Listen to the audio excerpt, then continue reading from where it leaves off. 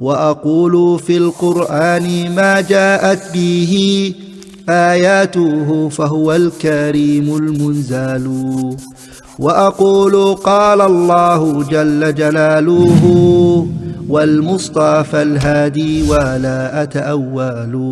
الحمد لله رب العالمين له الحمد الحسن والثناء الجميل وأشهد أن لا إله إلا الله وحده لا شريك له يقول الحق وهو يهدي السبيل وأشهد أن محمدا عبده ورسوله صلى الله عليه وعلى آله وأصحابه والتابعين لهم بإحسان إلى يوم الدين. أما بعد, inshallah ta'ala, we're going to be taking أحكام الصيام, rulings related to what?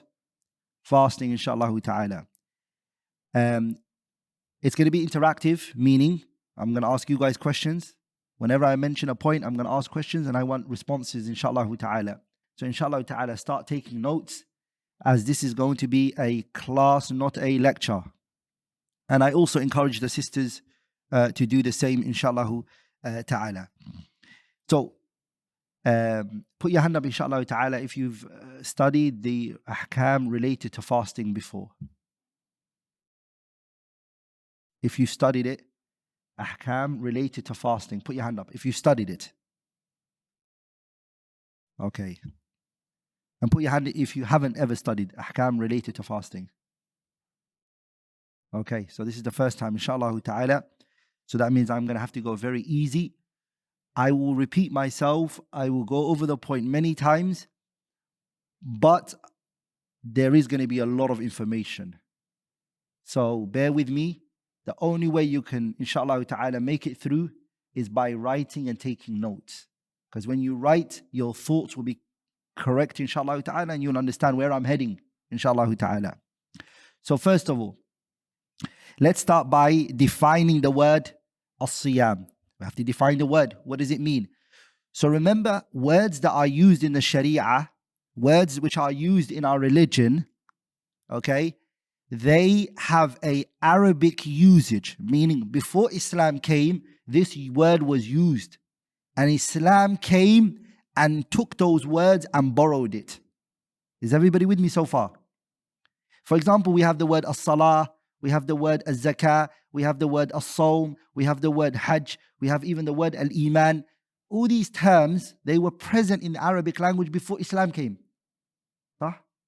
Kufaru Quraysh were using these words. Islam came and used those words, and sometimes it added extra meaning onto it, and sometimes it deducted and removed meanings from it, and sometimes it actually left the way it is and used it in that way. Are we all together? So the word as-siyam, what did it mean in the Arabic language first, and then now what did it mean in the religion? We have to define it in those two ways. So according to the Arabic language, the word fasting meant to refrain. It's to refrain, to withhold from something. It could be anything. If I don't want to talk to you, that's called, in the Arabic language, that's called what? As-sawm. I'm refraining from talking to you. And it is al-imsak. Al-imsak. And if you look at the Qur'an, the mother of Isa ibn Maryam, her name is Maryam alayhi salam. Maryama, she said, Inni nadartu lirrahmani sawman. So she used the word sawm here. She said, I made a nadar, an oath with Allah. Inni nadartu lirrahmani sawman. What does she mean by that? She meant according to the Arabic language. Meaning, I'm going to refrain from what? Inni nadartu lirrahmani sawman falan ukallima al-yawma insiyan. I'm not going to talk to anybody. So according to the Arabic language, if you refrain from anything, whether it be speech, whether it be drinking, whether it be sitting with somebody, any type of refraining, it's called as-sawm. Does that make sense? But now we come to the Sharia. The Sharia, fasting is not just refraining. It's more than that. It added more meanings to it. It is, and it's very important that you write this down, it is to worship Allah subhanahu wa ta'ala, at-ta'abbudu lillahi ta'ala, it's to worship Allah. So that's point one. That's the first point. That's the first point of the definition. At-ta'abbudu lillah, you're worshipping Allah. Okay.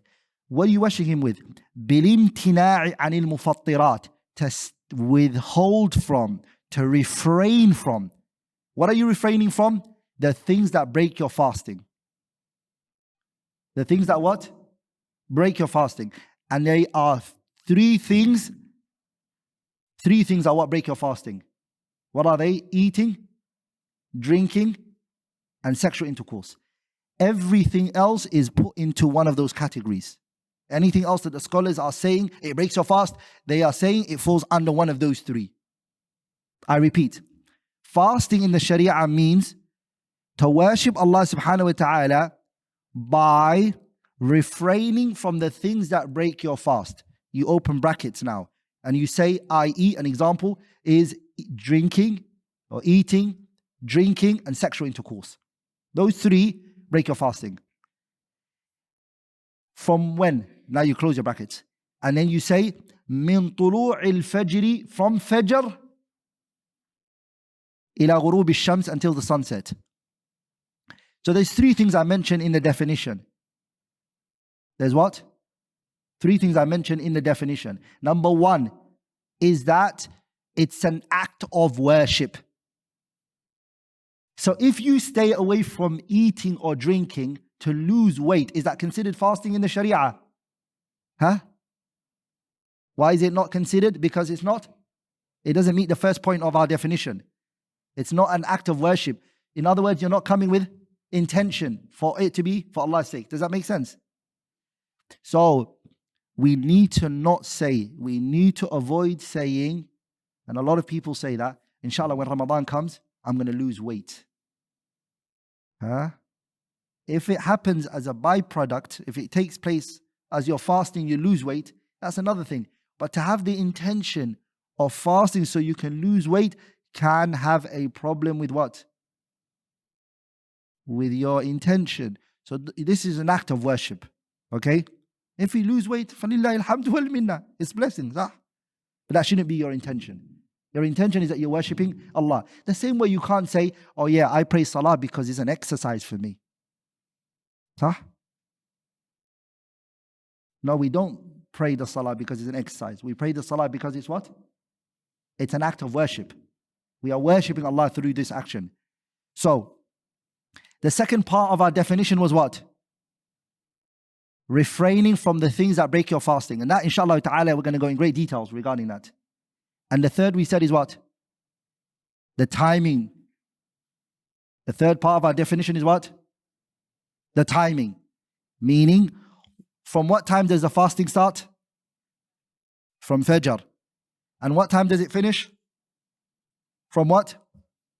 The sunset. Let's go back to the first part of our definition and we're going to stick over that, which is the issue of the intention. Because we said it has to be an act of worship. So if it's an act of worship, you have to come with an intention. Now please pay attention with me. If you feel like you're not with me, just put your hand up. Okay? Just put your hand up. And that means I understand you're not with me. I'll repeat myself. Because what I want is not for this to just be a session you come and you leave. I want everybody to understand what I'm saying. It's important for me that you understand what I'm saying.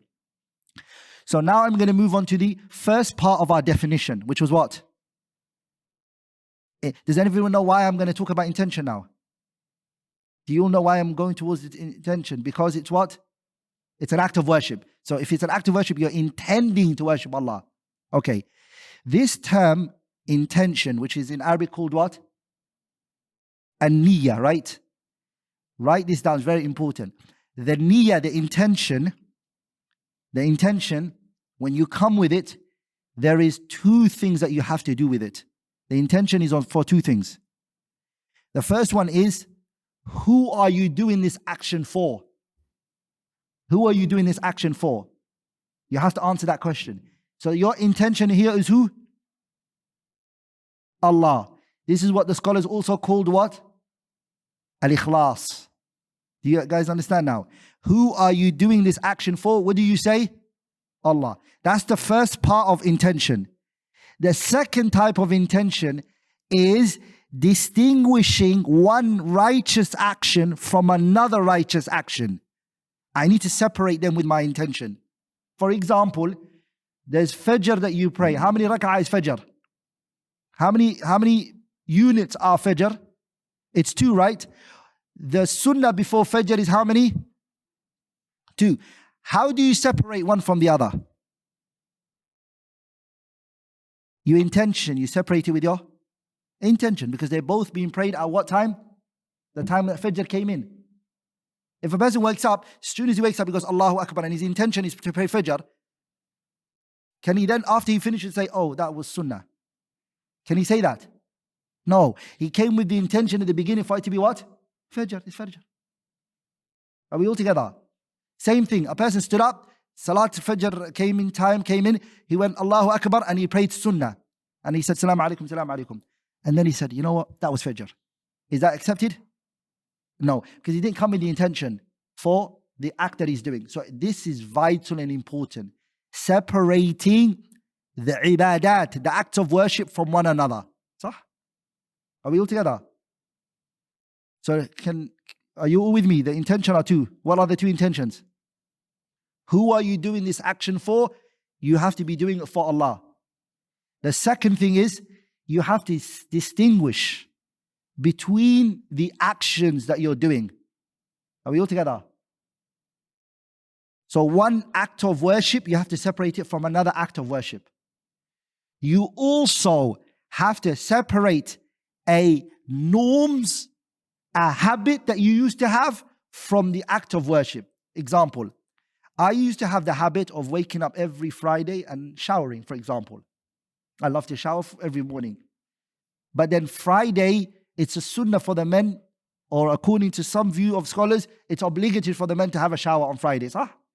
Some scholars, they say it's obligatory, and some scholars, they say it's recommended. Now, I wake up every Friday and I shower. I shower for every Friday. It's my norms. On Friday, if I wake up and I do it as my habit, I wake up, I shower. Then later I say, oh, that's my ghusl for Friday. Is that correct? Am I going to get rewarded for it? No. The reason is because my intention was what? A norms. So I have to also distinguish an act of worship from a norms. I have to separate it. Are we all together? Someone loves to withhold from eating and drinking for health reasons. He does water fasting, for example, or he doesn't like eating at all. He doesn't like eating. Okay? But Ramadan came in. What is required from that person? To come with the intention of Ramadan. He can't treat it like his habitual way of not eating and staying away from food. Does that make sense? Even that though these 2 actions are the same, this one hasn't eaten and this one hasn't eaten, it doesn't matter. Islam requires from you what? The intention. And so this topic of intention is very, very important. Does that make sense? Are we all together? And it enters so many chapters of the religion. A man, for example, says to his wife, go to your mom's house, for example. Amma, you're free to go. Or you know what? I'm letting you go. That term, I'm letting you go, what does he mean by it? Because that word is not direct in divorce, we need to know his intention. If he says, I meant by that, you're divorced, then she's divorced. If he says, I meant by that, just to go to your mom's house because we've had a conflict and I need to take time out, then it's not divorce. Are we all together? So what determines this or that is what? The intention. Are we all together, brothers? So, let's come back again. The first part of our definition for fasting was what? That it's an act of worship. Meaning you have to intend to get closer to Allah by doing this action, right? That's what it means. I'm getting closer to Allah. Ya Rabbi, I want Jannah through this action. Ya Rabbi, I want you to distance the hellfire from me. That's why you're fasting in Ramadan. And we spoke about then what intention is. What did we say intention is? What did we say intention is? Two things. The first thing is, who are you doing this action for? And who do we have to do our actions for? Yeah? Huh? Who do we do our actions for? Allah subhanahu wa ta'ala. Second part is what? Distinguishing one act of obedience, one act of ibadah from another act of ibadah. Sah? Also distinguishing what? An act from a norms. Very good. We've understood that. Walillahi alhamdu wal minna. Now we have to go more into the issue of intention, because that's the first part of our definition, right? Ramadan, is it enough for me to come with one intention for the entire month, or do I every single day have to come with an intention? Does everybody understand that question, or shall I repeat it? We're still on the issue of intention. In Ramadan, let's say tomorrow they announce and they say, okay, it's Ramadan. Is it enough for me to just come with an intention for that day, and I say, inshallah, I'm going to be fasting the whole month of Ramadan, and every day I'm building my fasting on that one intention I made? Or do I have to make an intention every single day that tomorrow I'm going to fast, tomorrow I'm going to fast, tomorrow I'm going to fast? Or is it one day is enough, just the beginning?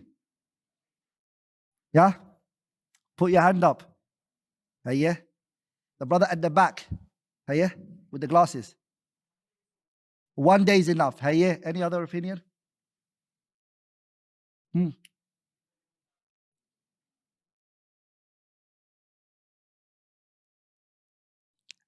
So the middle path is going to be, scholars have what? What do the scholars have? Difference of opinion on this issue. This one, there is a difference of opinion. And it's based on evidence. These opinions are not from thin air. They're not from thin air.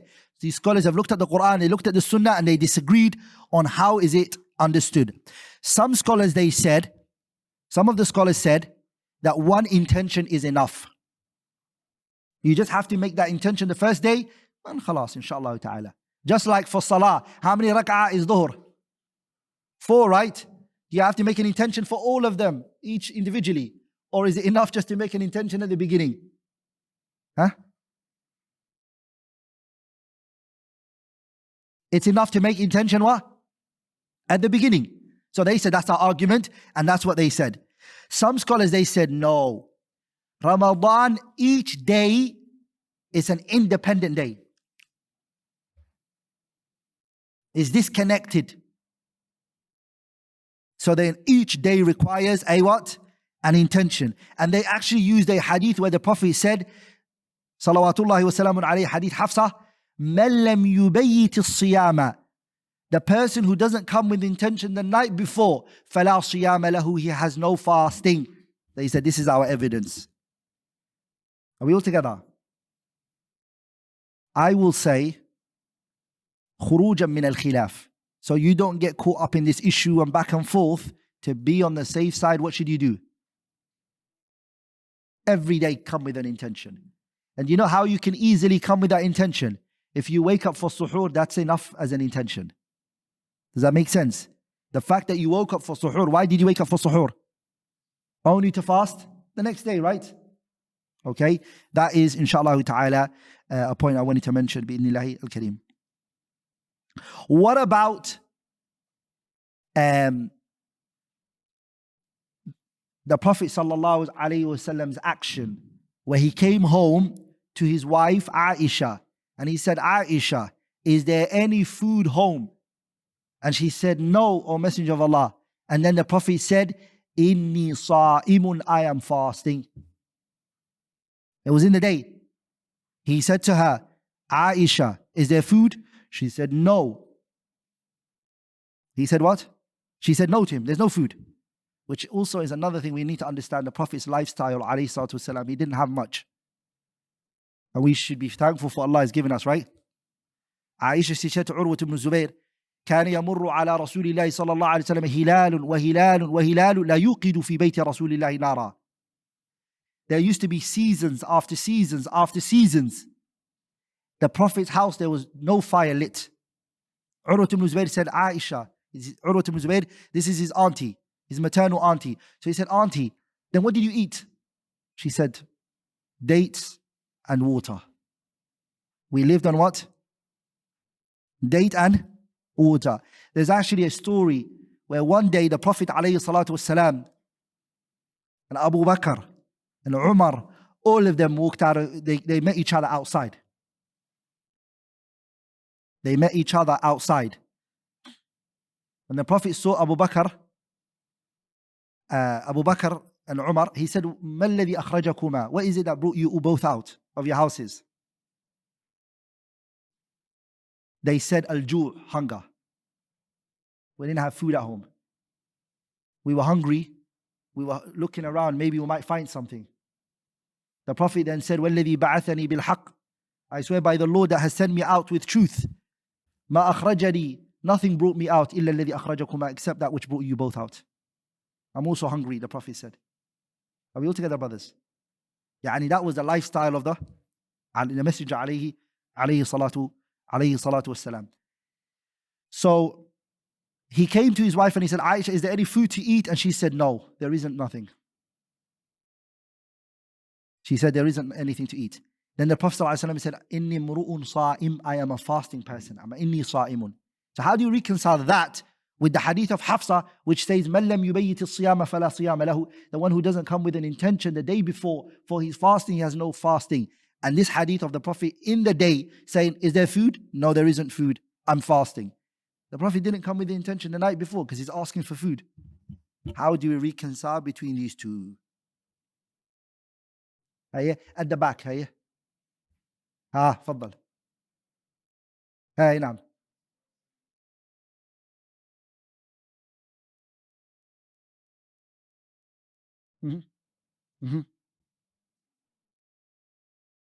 Very good. Spot on. Allahumma barik. The brother mentioned it correctly. The fasting which the Prophet alayhi salatu wasalam, he didn't, it's not a must for the person to come with intention the night before, is a voluntary fasting. If it's Monday, Thursdays that you're fasting, you can come with the intention within the day. You can come with the intention within the day. Okay? Even if you didn't come with the intention the night before. Why is that the case? The reason why the Prophet did that is because the voluntary act is something we should encourage people to do. So even if you haven't come with the intention the night before, don't worry, you can still do it. Go for it. Does that make sense? But there are conditions and we need to remember these conditions. Number one, you must not come with the things that break the fasting. So if you've munched already, you've eaten and you drank so much water, but you haven't eaten, you were hungry, you can't say what? I'm fasting, because you've already drank water. Or if you had sexual intercourse, you also can't fast. That's consensus. The scholars all agree on that. The one that they differ on which is a condition that some scholars say no, this is not a condition, and some say it is a condition, which is the timing when the person makes the decision of fasting. Let's say somebody didn't didn't eat all day, voluntary fasting.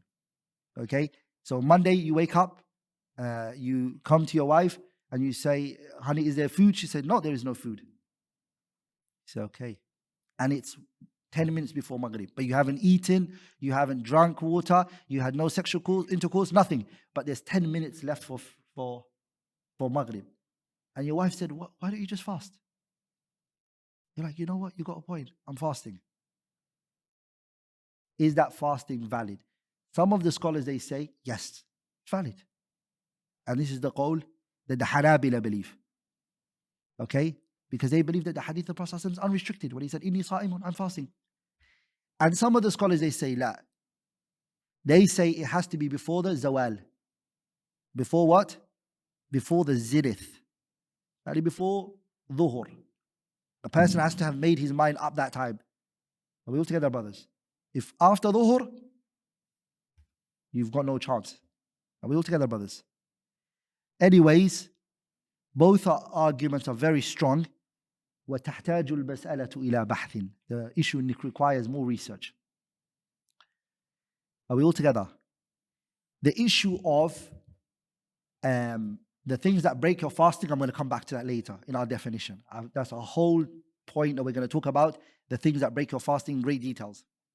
And also, we've spoken about the intention. As for the timing now, we're going to come back. We're going to come to the issue of timing as well. Bidnillah al-Kareem. So we only mentioned from the definition what? Only the first part. I'm now going to go into another point, but the last two, hold me account to it, inshallah, don't worry. The last two is what? I'm going to come back to it. But I want to go into a point which is the wisdom of fasting. I was going to speak about the virtues of fasting, but Sheikh Tim is going to be speaking about that. The virtues of fasting, is going to speak that in great details. So inshallah, listen to his one, bi'idhnillah al-kareem, after mine. I'm going to talk about the wisdom of why fasting was legislated. The wisdom of why fasting was legislated. Is everybody with me so far? Are we all on the same page? Yeah? All of us are on the same page. Does anyone have any questions before I move on to the wisdom? Hiya Habibi.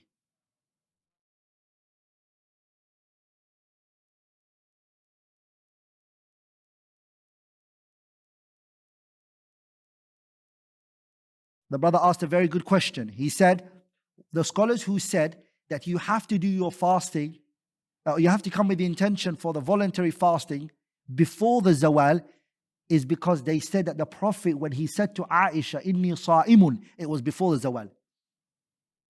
Does that make sense? They said it was what? Before the zawal. So if we're following the Prophet in this, we need to follow him in this as well. That's what they said. Does everybody understand now? Okay, anybody have, sisters, if you have any questions, you can say it loud, inshallah ta'ala. If you have any questions.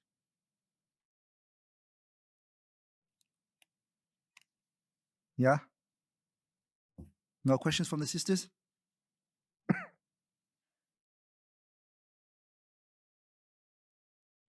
Yeah, let's carry on, inshallah ta'ala. Al-hikmatu minhu, the wisdom of fasting. The first wisdom, inshallah ta'ala, is mentioned in the Qur'an. Allah says in the verse of fasting, Ya ayyuha alladhina amanu kutiba alaykum as-siyamu kama kutiba ala alladhina min qablikum la'allakum tattaqun. So the wisdom and the hikmah of why fasting was legislated is to attain through it what? At-taqwa. We fast to attain what? Huh? Why are we fasting for? Huh? To gain taqwa, right? And this concept of taqwa, brothers, is very important in al-Islam. At-taqwa, there is no translation in English that can give it justice. Some people, they say the fear of God and all of that. That is not accurate translation for the word at-taqwa. Are we all together? At-taqwa is big. Ali ibn Abi Talib's definition is one of the definitions I like. Like in Ibn al-Qayyim and Ibn Hajar and others, they choose the definition of Talq ibn Habib. They say that's the best. But I like Ali ibn Abi Talib's definition very highly. Ali ibn Abi Talib said taqwa is 4 things. And write this down so you can always remember it. He said that taqwa is al-khawfu min al-jalil, to be scared of Allah subhanahu wa ta'ala. The first he said, taqwa is to fear Allah. Al-khawfu min al-jalil. Wal-amalu bit-tanzil. It's to act upon the revelation, the Qur'an and the Sunnah. To act upon the Qur'an and the Sunnah. Wal-amalu bit-tanzil. The third one is wal-rida bil-qalil. To be happy with whatever Allah has given you in life, even if it's little. Contentment. And the fourth one is وَاسْتِعْدَادُ لِيَوْمِ الرَّحِيلِ. To prepare for the day of departure. The day you're going to leave this world and you're going to meet Allah Azza wa Jalla. Those 4. Shall I repeat it? Number 1, al-khawfu min al-jalil. To be scared of Allah Azza wa Jalla. To be scared of Allah. To be scared. To be scared of Him subhanahu wa ta'ala. The fear that we talk about here is the fear that does not get rid of hope and love. Are we all together? In Islam, we don't live our lives full of hope only. Okay? And love only. We have to have fear as well. And the scholars, they say, it's like the 2 wings of the bird. Are we all together? What does it need? Both wings to fly, right? Each wing is important, but we need both of the wings together. So the person has what? Fear, which is one wing, and hope, which is the other wing, and the head of the bird is what? Love. With those three, you can get to Allah subhanahu wa ta'ala. You can fly to Him and get to Him and reach Him subhanahu wa ta'ala. If one of them is missing, you can't fly. Can you fly? A bird cannot fly with one wing, and a bird can't fly without his head. So we need all three. So he said here, it's al-khawfu min al-jaleel, to be scared of Allah, right? Be scared of Him. And these characteristics of fear is what Allah mentioned in the Qur'an. إِنَّ الَّذِينَ هُمْ مِنْ خَشْيَةِ رَبِّهِمْ مُشْفِقُونَ إِنَّ الَّذِينَ هُمْ مِنْ خَشْيَةِ رَبِّهِمْ مُشْفِقُونَ وَالَّذِينَ هُمْ بِآيَاتِ رَبِّهِمْ يُؤْمِنُونَ وَالَّذِينَ هُمْ بِرَبِّهِمْ لَا يُشْرِكُونَ وَالَّذِينَ يُؤْتُونَ مَا آتَوْا وَقُلُوبُهُمْ وَجِلَةٌ أَنَّهُمْ إِلَىٰ رَبِّهِمْ رَاجِعُونَ. So they come with righteous actions and they're scared whether it's going to be accepted from them. صح? The believers, they do good deeds and they, Ya Rabb, I'm scared. Are you going to accept this from me? Even in Surah Al-Insan, what did Allah say? إِنَّمَا نُطْعِمُكُمْ لِوَجْهِ اللَّهِ لَا نُرِيدُ مِنْكُمْ جَزَاءً وَلَا شُكُورًا إِنَّا نَخَافُ مِنْ رَبِّنَا يَوْمًا عَبُوسًا قَمْطَرِيرًا. They feed the poor, they give them, and then they say, we are feeding you for the sake of Allah. We don't want no reward. We are scared. See? We are scared. Inna nakhafu min rabbina. We are scared of our Lord. Sah? So many verses in the Qur'an, Allah mentions that subhanahu wa ta'ala. Sah? And anyone who looks at the punishments that Allah has given the previous nations, you'll be scared. But that fear should not get you in a position where you don't do good deeds, because that's not praiseworthy fear. Sah? That's what Allah said about the believers. في بيوت أذن الله أن ترفع ويذكر فيها اسمه يسبح له فيها بالغدو والآصال رجال لا تلهيهم تجارة ولا بيع عن ذكر الله وإقام الصلاة وإيتاء الزكاة يخافون يوما. They're in the masjid, they're praying, they're doing adhkar, they don't get carried away with their business, but they are what? يخافون يوما تتقلب فيه القلوب والأبصار. They're scared of the day of judgment. So that's the first thing Ali is mentioning. الخوف من الجليل. 2. وَالْعَمَلُ بِالتَّنزِيلِ, to act upon the revelation, the Qur'an and the Sunnah, that you act upon it. You make it your life, you make everything about your life about this, the Qur'an and the Sunnah. What did Allah say? What did the Messenger say? What did Allah say? What did the Messenger say? The wife and the husband and the children, the whole family, this is all of it. It is Allah and His Messenger. Are we all together? وَالْعَمَلُ بِالتَّنزِيلِ وَالرِّضَى بِالْقَلِيلِ, and to be content with whatever Allah has given you subhanahu wa ta'ala. Whatever Allah gave you, be happy with it. The Arabs, they say, إِرْضِ بِمَا قَسَمَ اللَّهُ لَكَ تَكُنْ أَغْنَى النَّاسِ. If you're happy with whatever Allah gives you, you're going to be the richest of people. Contentment. Like, that's a quality that we don't have, right? Like in the people of taqwa have it. That's why Ali mentioned, what did Ali say? The third one? To be content. And the fourth point that Ali mentioned of taqwa was what? وَاسْتِعْدَادُ لِيَوْمِ الرَّحِيلِ, to prepare for the day of departure. The day you're going to leave this world and you're going to go to your real home. You either built that home and you invested in it, or you corrupted that home. You didn't invest in it. It's your choice. You make the choice. That house, have you invested in it? Have you put money towards it? Or have you not? That's why some of the Salaf, they said, the reason why some people do not want to leave this world and go to Akhirah is because they do not want to leave a place where they built. Because the dunya, you built this house and mashallah, you put so much into it. So you don't want to leave this place you built, and you don't want to go to a place where you destroyed it. You didn't build it at all. You corrupted it. So if you build Akhirah and you work towards it, what are you going to get? You're going to want to go there. You're going to want to meet Allah. You're going to look forward to meeting Allah. The Prophet told us in the hadith, مَنْ أَحَبَّ لِقَاءَ اللَّهِ أَحَبَّ اللَّهُ لِقَاءَهُ وَمَنْ كَرِهَ لِقَاءَ اللَّهِ كَرِهَ اللَّهُ لِقَاءَهُ. Anyone who wants to meet Allah, Allah wants to meet you. And anyone who doesn't want to meet Allah, Allah doesn't want to meet them. But think about it. Why would you want to meet Allah? You want to meet Him when you got something there. You've worked hard. You put effort and hard work in. But if that day is not even on your mind, you don't even think about it. You forgot about it. You abandoned it. It's not even on your mind. That day, you're not going to work for it, are you? That's why Allah says in the Qur'an, وَلِلَّهِ مُلْكُ السَّمَاوَاتِ وَالْأَرْضِ وَيَوْمَ تَقُومُ السَّاعَةِ يَوْمَئِذٍ يَخْسَرُ الْمُبْطِلُونَ وَتَرَى كُلَّ أُمَّةٍ جَاثِيَةٍ كُلُّ أُمَّةٍ تُدْعَى إِلَى كِتَابِهَا الْيَوْمَ تُجْزَوْنَ عَذَابَ الْهُونِ بِمَا كُنتُمْ تَقُولُونَ عَلَى اللَّهِ ولله ملك السماوات والأرض ويوم تقوم الساعة يومئذ يخسر المبطلون وترى كل أمة جاثية كل أمة تدعى إلى كتابها اليوم تجزون عذاب الهون بما كنتم. Ibrahim, what is it? What's that? ولله ملك السماوات والأرض ويوم تقوم الساعة يومئذ يخسر المبطلون وترى كل أمة جاثية كل أمة تدعى إلى كتابها اليوم تجزون بما كنتم تعملون تجزون ما كنتم تعملون هذا كتابنا ينطق عليكم بالحق إنا كنا نستنسخ ما كنتم تعملون فأما الذين آمنوا وعملوا الصالحات فيدخلهم ربهم في رحمته ذلك هو الفوز المبين وأما الذين كفروا أفلم تكن آياتي look at this ayah وأما الذين كفروا أفلم تكن آياتي تتلى عليكم فاستكبرتم وكنتم قوما مجرمين. The verses were read on you, this was said to you, akhirah you were told about it. What did you do? You didn't care about it. صح? And then Allah goes on to say subhanahu wa ta'ala after that وَقِيلَ الْيَوْمَ نَنْسَاكُمْ كَمَا نَسِيتُمْ لِقَاءَ يَوْمِكُمْ هَذَا. You will be abandoned and you will be forgotten about as you have forgotten about this day. وَقِيلَ الْيَوْمَ نَنْسَاكُمْ كَمَا نَسِيتُمْ لِقَاءَ يَوْمِكُمْ هَذَا. This day that you forgot, you will be forgotten the way that you forgot it. Same thing Allah says in Surah Sajda. وَلَوْ شِئْنَا لَآتَيْنَا كُلَّ نَفْسٍ هُدَاهَا وَلَكِنْ حَقَّ الْقَوْلُ مِنِّي لَأَمْلَأَنَّ جَهَنَّمَ مِنَ الْجِنَّةِ وَالنَّاسِ أَجْمَعِينَ فَذُوقُوا بِمَا نَسِيتُمْ لِقَاءَ يَوْمِكُمْ هَذَا إِنَّا نَسِينَاكُمْ وَذُوقُوا عَذَابَ الْخُلْدِ بِمَا كُنتُمْ تَعْمَلُونَ. Surah Al-A'raf.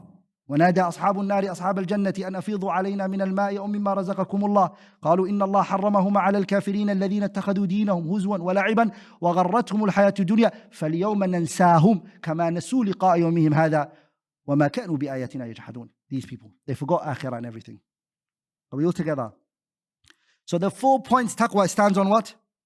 What are the 4 points that taqwa stands on? Number 1 is what? Fear of Allah. 2, what's the second point it stands on? Huh? To act upon the Qur'an and Sunnah. 3rd is what? To be content with whatever Allah gave you subhanahu wa ta'ala. And the 4th is what? To prepare for what? The day of departure. If you come with those 4, you've come with what? Taqwa. Those 4 is taqwa. So the first wisdom of why it was legislated is what? Fasting. To attain the people of taqwa, what did Allah mention for them in the Qur'an? Allah told us that Jannah, they're going to inherit it. وَتِلْكَ الْجَنَّةُ الَّتِي نُورِثُ مِنْ عِبَادِنَا مَنْ كَانَ تَقِيًّا. The people, Allah said, we're going to inherit Jannah, we're going to give them Jannah is who? The people of taqwa. In another verse, Allah subhanahu wa ta'ala, He says, وَإِن مِّنكُمْ إِلَّا وَارِدُهَا. Everybody's going to go over Jahannam, the Sirat. وَإِن مِّنكُمْ إِلَّا وَارِدُهَا كَانَ عَلَى رَبِّكَ حَتْمًا مَقَضِيًّا ثُمَّ نُنَجِّي الَّذِينَ اتَّقَوْا. Allah says, we're going to save from the hellfire only one group of people. Who are they? ثُمَّ نُنَجِّي الَّذِينَ اتَّقَوْا وَنَذَرُ الظَّالِمِينَ فِيهَا جِثِيًّا. The only people we're going to save is who? The people of taqwa. Are we all together? Even Allah told us the provision that we should take from this dunya is taqwa. وَتَزَوَّدُوا فَإِنَّ خَيْرَ الزَّادِ التَّقْوَى وَاتَّقُونِ يَا أُولِي الْأَلْبَابِ. Taqwa is the advice that Allah gave to the previous nations, not just this nation. وَلَقَدْ وَصَّيْنَا الَّذِينَ أُوتُوا الْكِتَابَ مِنْ قَبْلِكُمْ وَإِيَّاكُمْ أَنِ اتَّقُوا اللَّهِ. The whole Qur'an, turn over wherever you want, is taqwa. And taqwa comes from the heart, and it will only be in the heart of a person who's clean. His heart is clean. Are we all together? When the Prophet said, "At-taqwa ha-huna, at-taqwa ha-huna, at-taqwa ha-huna," فَأَشَارَ إِلَى صَدْرِهِ ثَلَاثَ مَرَّاتٍ. The Prophet pointed towards his chest how many times? 3 times, alayhi salatu wasalam. So if you don't remember about akhirah, and remember Ramadan, the whole thing about Ramadan is that your neck is going to be freed from the hellfire, inshallah, if you fast accordingly. Inshallah ta'ala, every single day in Ramadan, Allah is freeing a group of people from the hellfire who were on the list of Jahannamiyun. They were on the list of the people of Jahannam. They're going to be taken off that list, and they're going to be put on the list of the people who are going to go to where?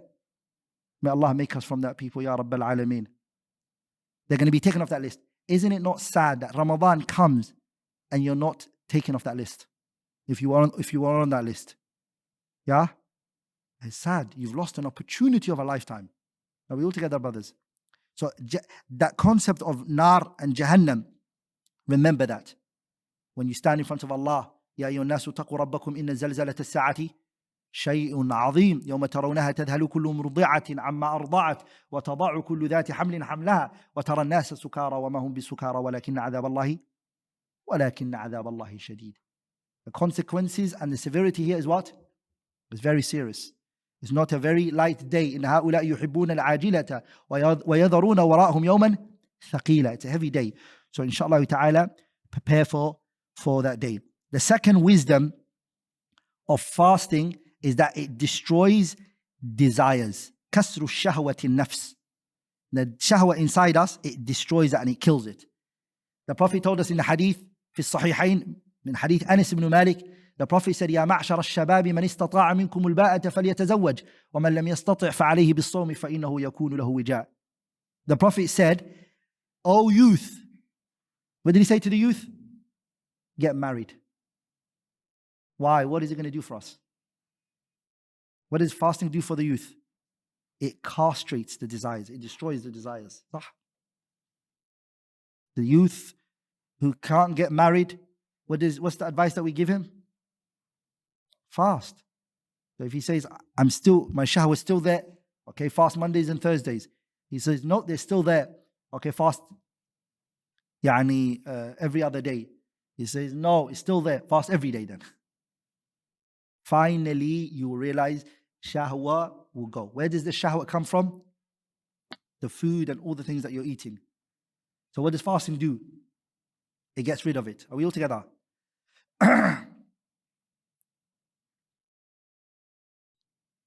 Also, what fasting does, when doctors will tell you this, when a person doesn't eat much, what happens to their veins? It becomes closer to each other. يعني تضيق. And what did the Prophet tell us عليه الصلاة والسلام in the hadith? إن الشيطان يجري من ابن آدم مجرى الدم. Shaitan flows in the human where the blood flows in the veins. So by fasting, you're getting weak. You're weakening what?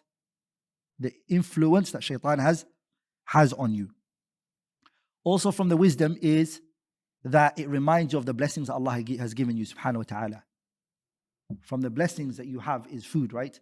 وَكُلُوا وَاشْرَبُوا وَلَا تُسْرِفُوا إِنَّ اللَّهَ لَا يُحِبُّ الْمُسْرِفِينَ وَلَا تُبَذِّرْ تَبْذِيرًا إِنَّ الْمُبَذِّرِينَ كَانُوا إِخْوَانَ الشَّيَاطِينِ وَكَانَ الشَّيْطَانُ لِرَبِّهِ كَفُورًا. You're going to recognize the blessings Allah has given you, right? The ni'am that you have. By fasting, people recognize that. Also, the wisdom of why it was legislated is you're learning for the first time in your life, I have control over my nafs. My nafs doesn't control me. We're living at a time when people say, I can't do this. Why can't you do it? Because your nafs is telling you to do something and you can't control your nafs. How should it? It should be the other way around. You should be controlling your nafs. So Ramadan is that time when you take control over your nafs and you tell it what it should do, not it telling you what it wants to do. Are we all together? So it's a good training of the concept of self-discipline. You're telling your nafs, you can eat now. No, you can't eat. Another thing is, from the wisdoms of fasting, is that the concept of sincerity, it really manifests in Ramadan. Because no one knows if you eat or drink. If you go to the toilet and you drink, and you come out, and nobody knows. Young kids, don't do that, right? But if you really has fasted that whole day, and you stayed away from food, that's a sign of what? Sincerity, because nobody knows. Everybody will take your word for it. And you literally did fast, MashaAllah. So Ramadan is really, it's sincerity. That's why the hadith of the Prophet that Allah Azza wa Jalla said, فَإِنَّ إِلَّا الصَّوْمَ فَإِنَّهُ لِي وَأَنَا أَجْزِي بِهِ. Except fasting, for fasting is for me and I reward it. It's the action that no one can tell if you really did it for Allah, if you did it or not. No one can say you fasted today. Nobody knows. But I can say to you, you didn't pray because I didn't see you pray. Are we all together? Whereas fasting, I can't really say to you, you fasted. So that's what Allah said, fasting is mine. I am the one who can tell who fasted or not. And I'm the one that's going to reward those who fasted. Hey, Ibrahim, what's the question? Yeah? Yeah. Oh, let me repeat the points. Okay, yeah. The point I mentioned was what? Number one? At-taqwa. The second one was what? Kasru shahwati nafs. To destroy the desire in us. Number three, as-salamatu min ash-shaytan wa tadyiqi majari ad-dami. To weaken shaitan by fasting and tightening your veins. The next one I mentioned was what? نعم التذكير بقيمة النعم الكثيرة. Remembering the many blessings Allah has given us subhanahu wa ta'ala. Also, التربية على الإخلاص. It nurtures us upon sincerity and ikhlas. Also, it gives us what? Self-discipline. Another thing also from the wisdom is also another point, which is al-ihsas. You feel what the poor people are going through, صح? On a regular basis. Which is the concept of we are not selfish as Muslims, صح? Islam is not an aniyah, me. We feel what our brothers and sisters go through, right? Imagine we have the choice of when we eat or not, صح? Through the whole year. But they don't have a choice. This is their life every year, every time of the year. No.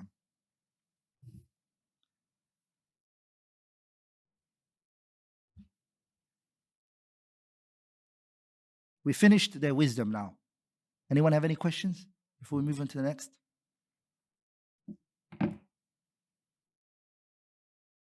So far we've done 2 points, inshallah ta'ala. The first one was what?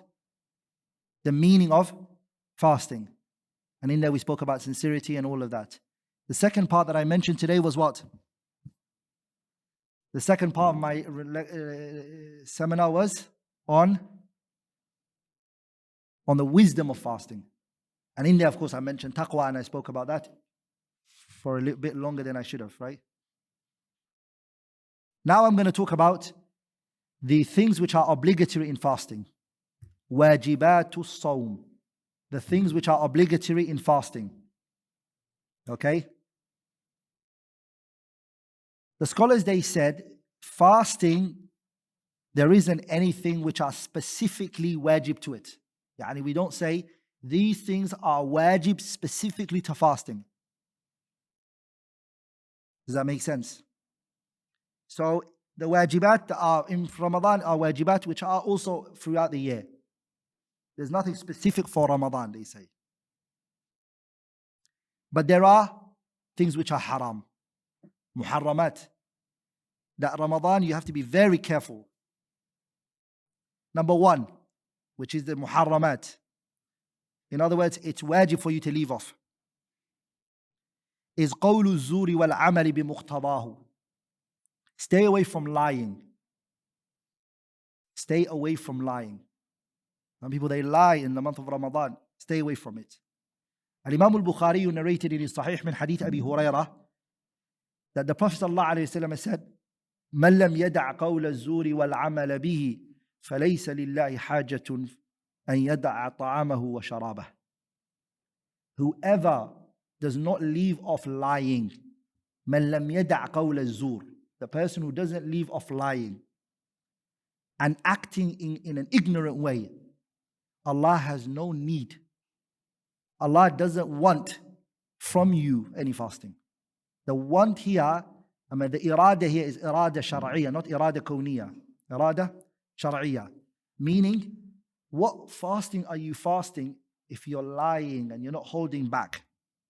ولذلك the scholars, they said, and the Salaf, they said, أهون الصيام, the easiest fasting is what? ترك الطعام والشراب, is to leave off food and drinking. That's the easiest fasting. To say, I'm not going to eat or drink. The real fasting is to stay away from the things Allah made haram from you. The second thing that we should stay away from, and it's obligatory for us to stay away from, is al-laghwu wal-rafath. What does al-lagw wal-rafath mean? It means idle speech. It's not lying, but vulgar speech. Maybe when they speak, they're very vulgar in the way that they speak. And of course, sexual intercourse, which we're going to come to inshallah ta'ala. The Prophet sallallahu alaihi wasallam, he said, "Laysa as-siyamu min al-akli wash-shurbi." The Prophet said, fasting is not staying away from only drinking and eating. وَإِنَّمَا الصِّيَامُ, but fasting is to stay away from مِنَ اللَّغْوِ وَالرَّفَثِ, to stay away from vulgar and idle speech. Then the Prophet said, فَإِنْ سَابَّكَ أَحَدٌ, if someone insults you and you are fasting, respond to them by saying, إِنِّي امْرُؤٌ صَائِمٌ, I am fasting. Meaning, don't engage with that person. Are we all together? You turn away from that person, you walk away, and you say, I'm fasting. Not that I am fasting, watch when Ramadan finishes, I'll deal with you. But I am fasting, meaning I don't go to that level. Are we all together? You respond with that. You say, I am fasting. لذلك subhanallah, I remember a situation where a brother had an altercation with another brother of his. And he said to him, I am fasting. And that brother said to me, Wallahi, the wake-up call that word had on me, and the way it affected me, that I was angry and I wanted to go out with my brother. And he responded by telling me, Inni mru'un sa'im, I'm fasting. He said, whatever response he could have ever given me, it would never have weighed as powerful as Inni mru'un sa'im, I'm fasting. Are we all together? So even the person you say that to will feel what you just said to him. Meaning Allah had told me to withhold from this, and I'm listening to my master, Allah Azza wa Jalla. It's a high level of servitude. May Allah make us from those slaves who adhere to this. Also the Prophet ﷺ, he said in a hadith, كَم مِّن صَائِمٍ لَيْسَ لَهُ مِن صِيَامِهِ إِلَّا الْجُوعِ. How many people are fasting and all that which they got from their fasting is hunger? وَكَم مِّن قَائِمٍ. How many people are standing up? لَيْسَ لَهُ مِن قِيَامِهِ إِلَّا السَّحَرِ. He has not received from his standing up, meaning prayer, only tiredness. What's the problem with these two people? They're fast. This one's fasting and this one is praying, but both of them have only left with either hunger or tiredness. The scholars, they said, because of these people have damaged their fasting or their qiyam with external problems, idle speech and other things. وَلِذَلِكَ some of the scholars even believe, like Ibrahim al-Nakha'i and others from the Salaf, they actually believed that the person's fasting will be null and void. Khalas. If you idle speech, vulgar, you say F word, this word, S word, L word, your fasting is gone. Some of the scholars believe that. Ibrahim al-Nakha'i and others. Like in the hadith doesn't support them, because the hadith said, Kam min sa'imin. How many people who are fasting? So the Prophet affirmed fasting for them, even that though he's telling them off of what they're doing. So they're still fasting and their fasting is valid, but it's problematic for you to do that. Yeah? Is everybody with me on this point? What were the two things I mentioned that you have to stay away from in terms of fasting? Yeah? So let's give one to the sisters. What's the first one, sisters? So the first one is lying. Qawlu zur, which we said it's lying. And the second one is al-lagw wal-rafath, which we said is vulgar speech, idle speech, and all of that. What about if a person smokes in Ramadan? He smokes. What's the ruling on that fasting? The back. Is his fasting gone? Yeah. Who thinks otherwise? Yeah? But it's a sin. It's a sin, right? Well, we said that just now that the sin doesn't break your fasting. Does smoking break your fasting? Huh? Ay na'am, of course it breaks your fasting. Are we all together? It what? It breaks your fasting. Okay?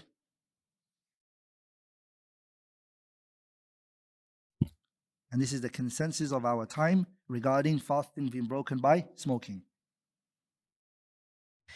Now we're going to go into the things that are recommended for you to do when you're fasting. What are the things that you're recommended to do when you're fasting? Number one, suhoor. Suhoor is recommended for you to do. Okay? Suhoor is recommended. And the Prophet ﷺ, what did he say? He said, Tasahharu fa inna fi suhoori barakah. Have suhoor. In the suhoor there is what? There is barakah. If the Prophet said barakah, we are going to believe it's what? Barakah. And that is, it's going to help you physically go get the best out of that day. So brothers, don't miss out on suhoor. Sisters, don't miss out on suhoor. Also the Prophet ﷺ, he said in the hadith, إِنَّهَا بَرَكَةٌ أَعْطَاكُمُ اللَّهُ إِيَّاهَا. Suhoor is a barakah Allah gave to you. فَلَا تَدَعُوهُ. Don't leave it. It's a barakah Allah gave you. Are you going to refuse Allah's barakah? No, don't refuse it. Don't reject it. So you have to take it on board, inshallah ta'ala. Some of the scholars, they said it's wajib. Because of the hadith of the Prophet ﷺ, إِنَّا مَعْشَرَ الْأَنْبِيَاءِ أُمِرْنَا أَن نَتَسَحَّرُوا. They use that hadith. We, the prophets, we were commanded to what? To have suhoor. وَنُعَجِّلَ الْفِطْرِ. We were also commanded to hasten the iftar. We were commanded to do that. So this hadith, from the apparent, it shows that it's what? It's obligatory. But the scholars did not understand it to be obligatory. By consensus, Ibn al-Mundhir said, no one from the scholars understood it to be what? Obligatory. Why? Because of the external other evidences which showed some of the Sahabas didn't have suhoor and the Prophet never told them off. Are we all together? And the fact that he, sallallahu alayhi wasallam, what did he do? He did what is known as al-muwasala, meaning the Prophet did continual fasting. Sah? What did the Prophet do? Continual fasting, meaning the Prophet fasted one day, did not break his fasting, didn't eat for iftar. And the next day came in. And the Sahabas did it with the Prophet. Sah? Abdullah ibn Zubayr actually fasted for 15 days. How many days? No water, nothing. Fasting, shar'i fasting. No drinking, nothing. For how many days? 15 days, half of Ramadan. Are we all together? And the Prophet ﷺ never told, he didn't prohibit them from it. Are we all together? Which shows that the suhoor is what? Recommended. If it was haram, the Prophet would have said it's haram. And the Sahabas would have stayed away from it. So it's recommended. But the continual fasting, the person should avoid it, but it's not haram. Is what? It's what? Not haram.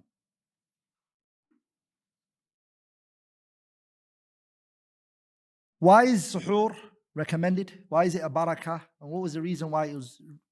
Number one, we mentioned because of the barakah that's in it for your physical side. Okay. Number two, the second reason is that we oppose Ahlul Kitab, the Christians and the Jews. We don't want to be like them. One of the distinct qualities of the Muslim is that he's not like the Christians and the Jews. He's different, the way he talks, the way he carries himself, everything. And that's what the Prophet ﷺ, he said, فَصْلُ مَا بَيْنَنَا أَمَا فَصْلُ مَا بَيْنَ صِيَامِنَا وَصِيَامِ أَهْلِ الْكِتَابِ. The difference between our fasting and the fasting of the Christians and the Jews is what? أَكَلَةُ السَّحَرِ. It's the suhoor. They don't have suhoor. We have suhoor. Are we all together? Does that make sense? So we oppose them as well. So this is the two wisdoms of why suhoor is legislated. Number one, there's barakah in it, physical side. Are we all together? Does that make sense? No. And the second one is what? And the second is what? مخالفة أهل الكتاب, to oppose Ahlul Kitab. Question now, someone is holding their suhoor in their hand, or they've got it in their mouth. Let's start with the hand. Someone has got suhoor in their hand, and then what did they hear? The adhan. What should they do? Yeah. Put your hand up if you think you should leave it. Yeah. Put your hand up if you believe you've got it in your hand. Eat it. And that's correct. If you've got it in your hand, you eat it. The Prophet ﷺ, he said, إِذَا سَمِعَ أَحَدُكُمُ النِّدَاءَ, if one of you hears the adhan, adhan, وَالْإِنَاءُ فِي يَدِهِ, and the cup is in your hand, or the meal is in your hand, فَلَا يَضَعْهُ, don't put it down, حَتَّى يَقْضِيَ حَاجَتَهُ مِنْهُ, until you fulfill your need from it, and until you eat it. Abu Dawood narrated it. Does that make sense? But that doesn't mean the plate in front of you is all yours. Yeah, that's not what it means. It's whatever you're holding in your hand at that moment when the adhan goes off. Inshallah ta'ala, you can have it, finish it. Are we all together, brothers? Why? Because what is in your hand, are you going to throw it away? Yeah? Are you going to waste it and throw it away? Yeah? And who's going to eat it from you? Huh? Unless you've got kids and you tell them eat it. Yeah? But the asal is that nobody would have it. So just take it in. That's why the sunnah is to eat it. Are we all together?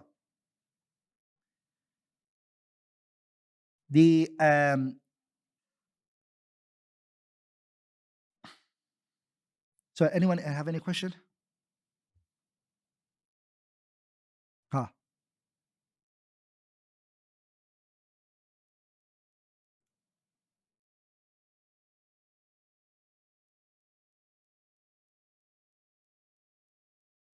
Yeah, whatever you've got in your hand like this, you could finish it off. If you've got something in your hand, you can finish it off. If it's on the plate, just leave it. The miswak we're going to come to, inshallah. Yeah.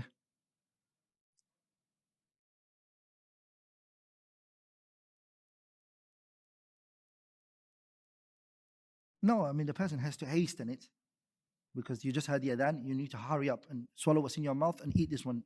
But the fact that you've heard the adhan, you don't say, "Ooh, put it down." Say now. Huh. Oh, now we're going to come to the issue of suhoor now. And what is... Yeah.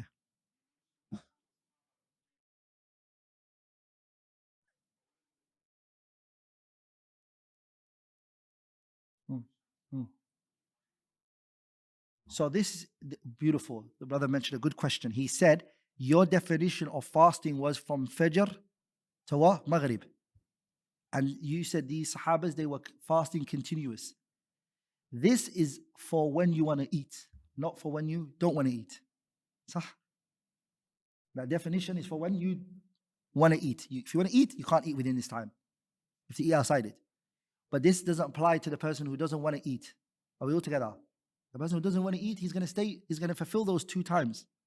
From Fajr and Maghrib, he hasn't eaten. And he's also given up his time, he had the rights to eat. وَكُلُوا وَشَرَبُوا حَتَّى يَتَبَيَّنَ لَكُمُ الْخَيْطُ الْأَبْيَضُ مِنَ الْخَيْطِ الْأَسْوَدِ مِنَ الْفَجْرِ ثُمَّ أَتِمُّوا الصِّيَامَ إِلَى اللَّيْلِ. He's given up his time where he had the rights to eat and drink or have intimacy with his spouse. He has given up that time as well and he's chosen to carry on his fasting. That's his rights or his choice. Are we all together? The Prophet, he told the Sahabas, don't do it. But they said, Ya Rasulullah, you do it.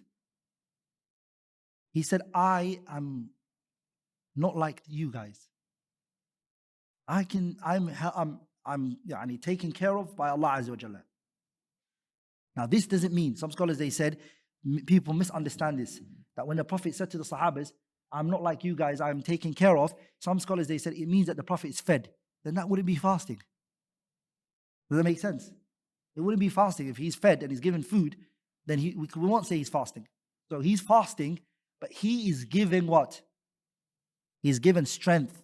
The need that people get for food, he didn't have that, alayhi salatu wasalam. The urge to want to eat, the weakness and da'f, he didn't have that. So he said, you guys are going to suffer. You're not the same. You're not the same. But the Sahabas, they said, no, Ya Rasulullah, we can do it. They said, okay. And he carried on with them. And he carried on. And so what happened was, Ramadan finished on them. As we would say in English, they got saved by the bell. And Ramadan finished for them. And so the Prophet ﷺ said, if only Ramadan didn't finish, I would have shown you guys, you wouldn't be able to carry on. Does that make sense? This shows that if it was haram, he wouldn't actually have said this to them.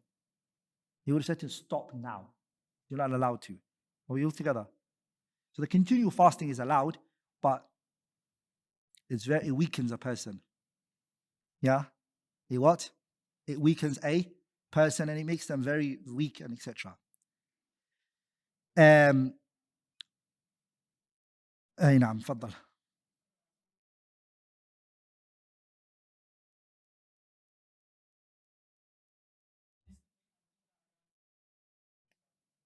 It's best to eat what's in your hand inshallah. تفضل ها.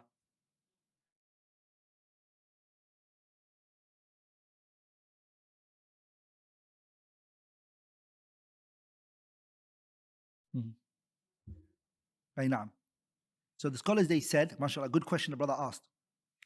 We mentioned two hadiths where the Prophet ﷺ said, إِنَّا مَعَاشَرَ الْأَنْبِيَاءِ أُمِرْنَا أَن نَتَسَحَرُوا. We were commanded, us prophets, we were commanded to have what? Suhoor. So that shows the previous prophets, they had suhoor.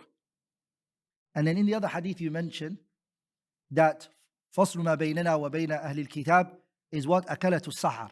The difference between us and the people of the books is the concept of suhoor. They didn't have it. How do you reconcile this hadith with this hadith? Good question, right? The scholars, they said this was after they distorted their text. After they changed their religion, they left the concept of what? Suhoor. The Christians left it and the Jews left it. Are we all together? But they had it, initial legislation was there for them, but it's from the things that they distorted. And our religion revived it again. Does that make sense? That kalam, go to the Kitab Al-I'lam bi Fawaid Umdat Al-Ahkam. Ibn Mulaqin mentions it there. Okay.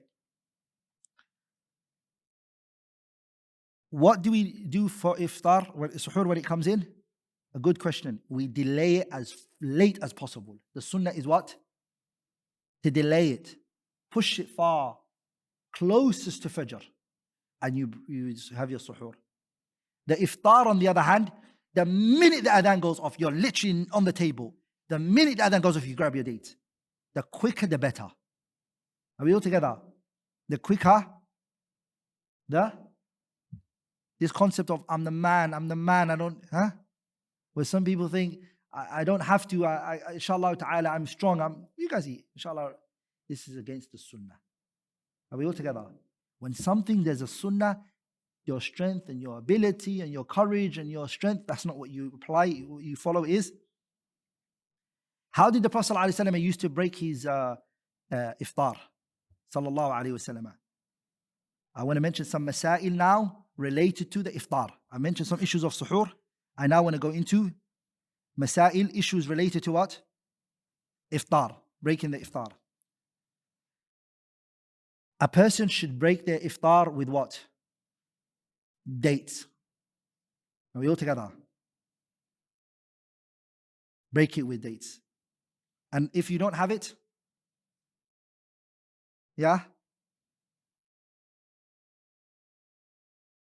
water. And the water, the Prophet ﷺ never gulped the water. He didn't drink it like that. Hasawat. The Prophet ﷺ, he sipped the water. That's how he sipped it. Alayhi salatu wasalam. If you can't find date, you take water and you sip it. That noise of sipping the water like it's tea, that's what the narration mentioned. Are we all together? It's very good to do that. Also, when the Prophet ﷺ had the date, look at my fingers, everybody, like this, these two fingers. Can you all see this finger? Two fingers together. The Prophet, he put the seed on the top of these two fingers.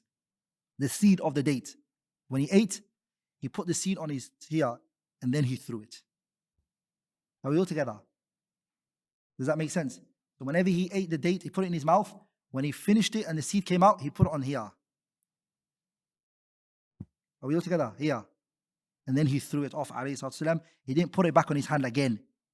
Are we all together? Which is hygiene, right? The scholars, they disputed what should the person say. when they're breaking the iftar. Some of the narration mentioned the person says, ذهب الظمأ وابتلت العروق وثبت الأجر إن شاء الله. Some of the scholars weakened it, some of the scholars authenticated it. There's a long discussion in it. Are we all together?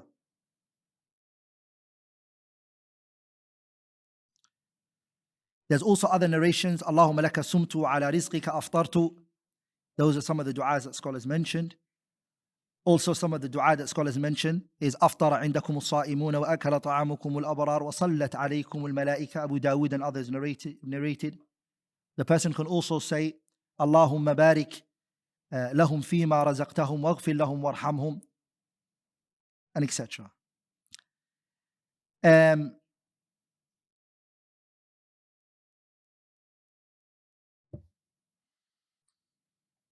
The issue I want to mention is the question that was asked about the issue of siwak. The usage of what? A siwak. Somebody uses a siwak. You all know what a siwak is, or a toothbrush.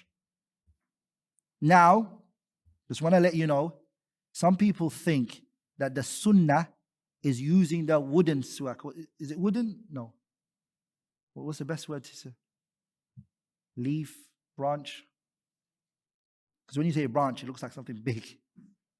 What's the best way to translate the word siwak? Yeah? Twig. Yeah? But we all know what a siwak is, right? The siwak, that a lot of people think that the reward that has been mentioned for the siwak is restricted to the wooden one and not the toothbrush. And the truth of the matter is, even the toothbrush takes the same reward. Are we all together, brothers?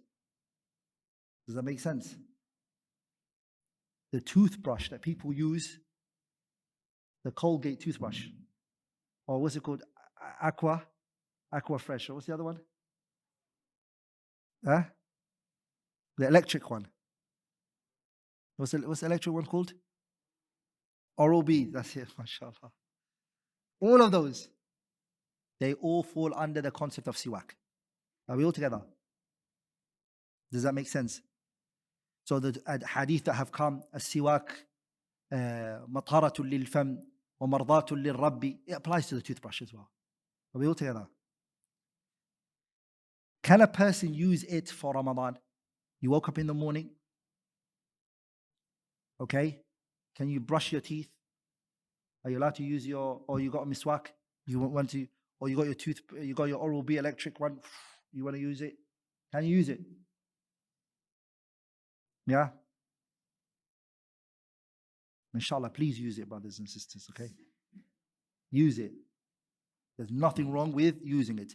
All of the evidences, لولا أن أشق على أمتي لأمرتهم بالسواك عند كل صلاة, all of it applies in Ramadan, inshallah ta'ala, and it's more for Ramadan, right?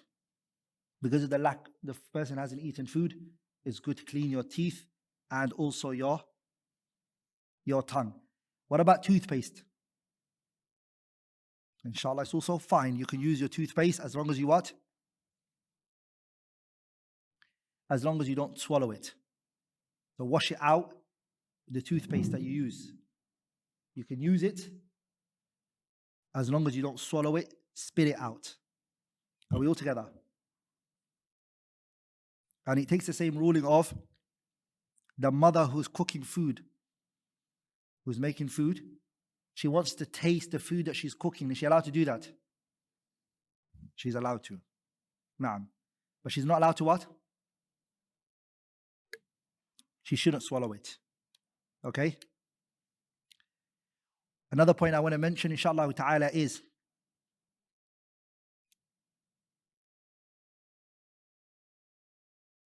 a person slept on sexual intercourse from the night before. Ramadan entered and they haven't had a ghusl. They did not shower. Fajr came in. They forgot to have suhoor. Or let's say they even woke up for suhoor. They had their suhoor and the adhan went off. And they remembered, oh no, I didn't do my ghusl. Is that all right? Is the fasting valid? Now, who believes it's not valid? Who believes it's valid? Who believes Allahu Alam? So, the fasting is what? It is valid. The Prophet ﷺ would wake up والسلام, in that state and he would fast, he would carry on his fasting والسلام. What about when we do wudu? Al-madmadatu wal-istinshaq. Taking water and putting it in our mouth and sniffing the water into our nose. The Prophet ﷺ, he said, أسبغ الوضوء وخلل بين الأصابع وبالغ في الاستنشاق إلا أن تكون صائما. The Prophet, he said, ﷺ, he said, make the water reach every part of your body when you do your wudu. Put the water between your fingers, on your legs, and your hands. Okay, make it reach everything. And also, sniff the water far into your nose unless you're fasting. If you're fasting, you're not allowed to. You're not allowed to sniff it. From this, scholars, they took that you're not allowed to sniff perfumes and Dhuhr and all of those things when you're fasting. Are we all together? Dhuhr. You all know Dhuhr, right? Putting Dhuhr in the house and sniffing it is not allowed. Does that make sense? We mentioned the issue of the mother, she's allowed to taste the food she wants. What about showering? Jumping into the tub or a swimming pool while you're fasting? Hey, who thinks that you can't go into a swimming pool while you're fasting? Put your hand up. Who believes you can't? Okay. Who believes you can? You can jump into the water. Who's like, I never thought about this question before? Yeah? Okay. Again, you can.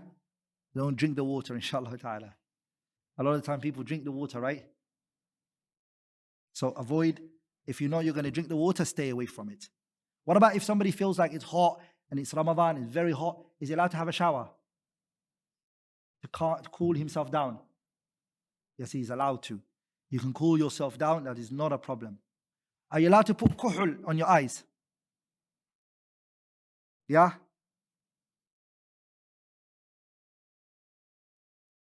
You can put Kohl on your eyes. ولذلك شافعية بفقه الشافعي, they believe that you can't. Oh, sorry, Shafi'i don't believe it. Sorry, Shafi'i, sorry. Shafi'i believe what we mentioned. In some of the fuqaha mention that you can't. Reason is because they say the Kohl somehow gives you some things. What about Hijama? Cupping. Hey?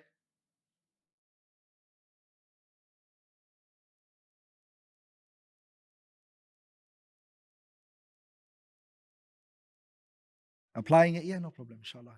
Sniffing it is what you, specifically the scholars, they talk about Dhuhr, specifically generally, not the perfume generally, because they say something the Dhuhr does to the smoke. What about Hijama or giving blood while you're fasting in Ramadan? Yeah? So the scholars are different of opinion. I'm more inclined to the idea that you're allowed to. I'm inclined to the idea that you can, inshallah ta'ala. What about kissing the opposite your spouse in Ramadan? Yeah? Are you allowed to? Some brothers are like, no. The young brothers, no. The elder brothers, the older people, inshallah, they can. Why? Because they'll stay in their boundaries. But the younger one, the two men came to the Prophet, a young man, and he said, Ya Rasulullah, can I kiss my wife in Ramadan? The Prophet said to him, no. And then an older man came and he said, yes for you. He said what? Yes for him. So both of them are allowed only because saddan li dari'a, to stop the young one from losing the fasting. What about the cotton people put in their ears? Earwax, taking out earwax. By the way, it's not good for your ears, by the way. Just as a side benefit. I learned it the hard way. Don't use it. It's not good for your ears. Did you guys know that? That it's not good for your ears?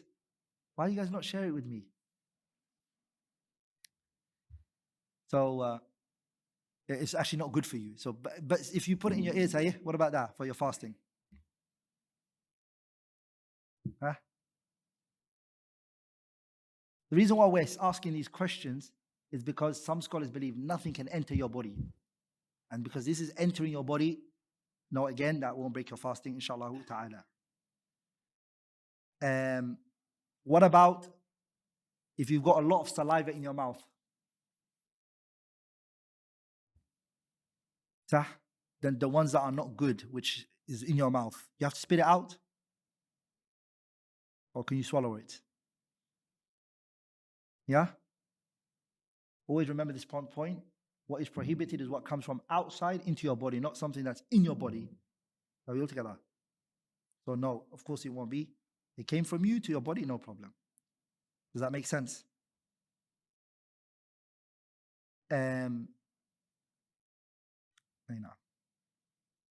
Now we're going to go into the things that break your fasting, inshallah ta'ala. Bi'idhnillah al-kareem. Eating and drinking deliberately break your fasting. What about if a person eats and drinks by accident? There was an accident. I came up, I woke up, I forgot I was fasting. I went to the kitchen, got myself a meal, and I ate. I had breakfast and I had lunch. Yeah, and I had desserts. And just before Asr, I remembered, or just before Maghrib, 20 minutes, I realized, no, it's Ramadan. Is my fasting valid? The fasting is valid. Allah is very kind. Man akala, shariba. Anyone who drinks or eats nasiyan because he or she forgot. The Prophet said, فَلْيُتِمَّ صَوْمَهُ فَإِنَّمَا أَطْعَمَهُ اللَّهُ وَسَقَى. The one who fed you and took care of you is who? Allah. But the person who sees this person eating or drinking, what's their responsibility? Should you inform them or should you let them just enjoy themselves? Yeah? Hey, who believes, put your hand up, who believes you should let the brother or the sister get to the bottom of their rizq? Put your hand up if you feel like it's their rights, let them enjoy themselves. I don't know about you guys, but when I was young, I was told, leave the parents. My parents told me, leave. Especially my mom. She was like, leave. And she would tell the other one off if he went and told the person. But I thought when I was young, anyone who's eating or drinking, I would never stop them. I'll just watch them. Say, Allahumma barik. In my head. But it falls under the hadith, مَنْ رَأَى مِنْكُمْ munkaran. Anyone who sees a munkar. Eating in Ramadan is a munkar. Even though the person is not going to sin for doing it, but it's a munkar. Eating in Ramadan is munkar. Does that make sense?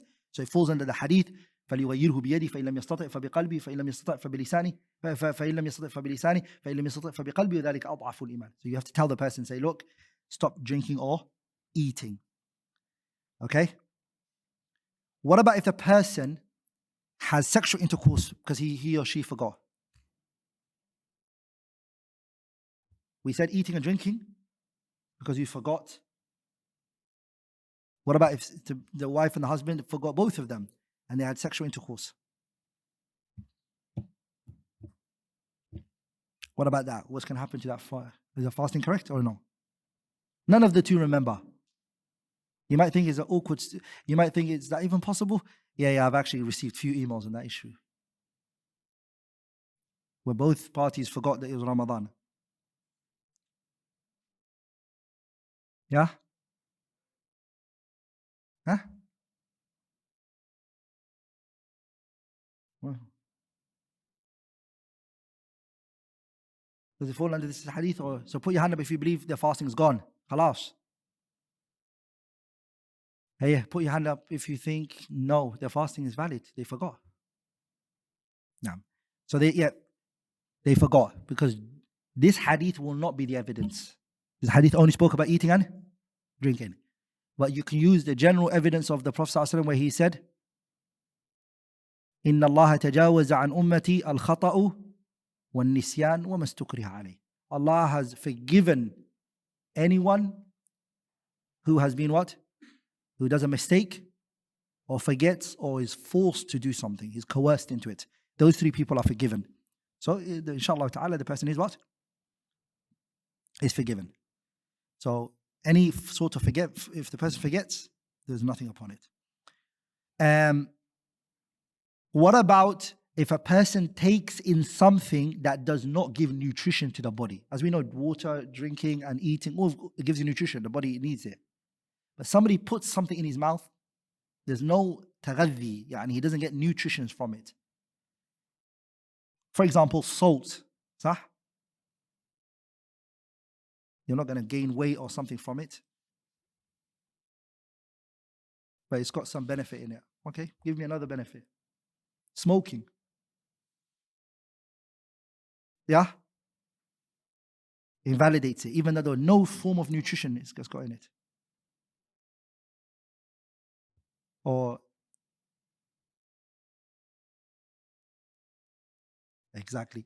So anything that goes into the mouth, anything that goes into what?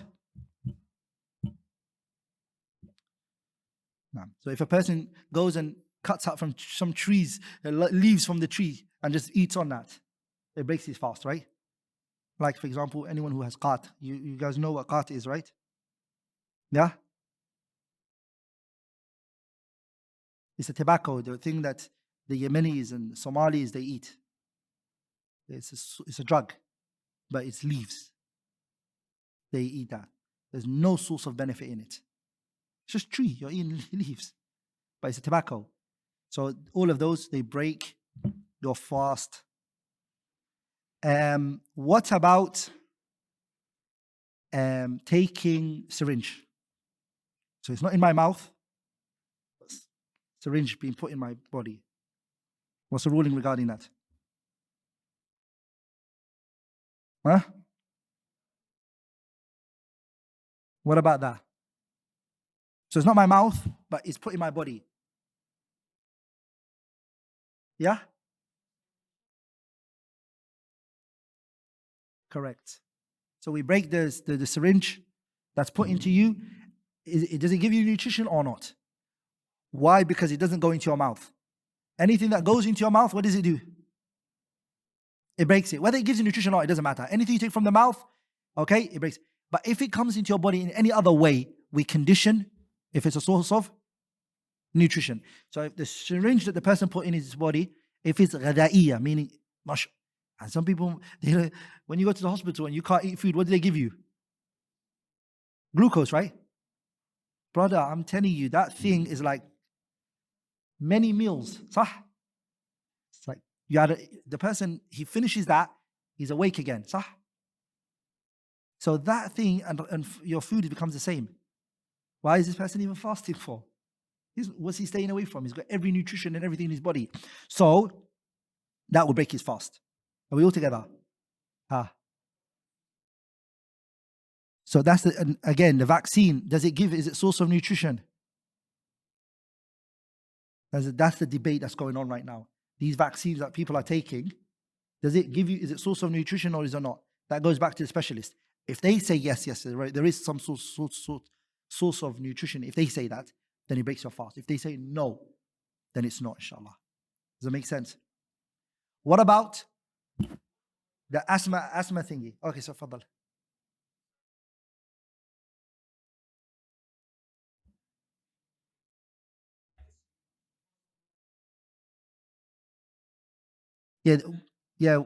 Yeah, that would be, it's a source of nutrition. Water going into your system, right? It's nutrition.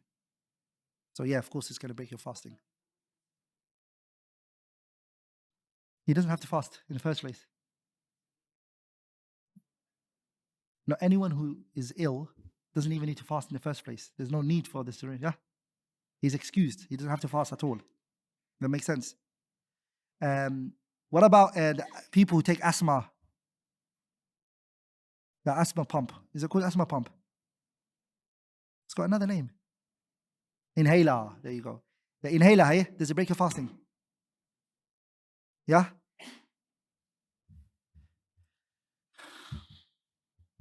So if we go according to our principle that we mentioned, anything goes in your mouth, it breaks your fast. But some scholars, they distinguish the inhaler into two. They say that there's some inhaler which is just smoke. And there's nothing to it. There's no moist to it.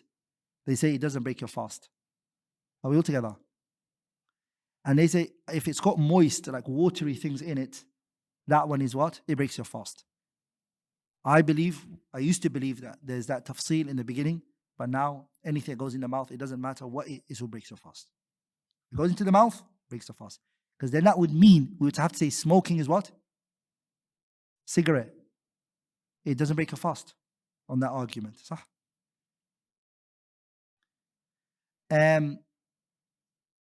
What about if a person has sexual intercourse deliberately? What's the issue here? So what happened to the remember here we're talking about intimacy, no other means. We're specifically talking about intimacy between the wife and the husband. That's what took place. Okay? What happens to the fasting? Is it broken? Okay? That's all agreed upon. There's no difference of opinion on that issue. But does the breaking of the fasting here happen the minute the two genitals comes into contact? Or what about if they didn't finish their business and halfway they stopped? What about that situation?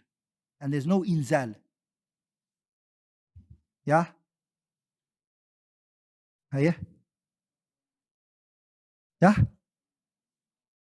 So that which is strongest is if both of them come into contact, they're now considered jima'. We'll look at this. Is very important information we need to take.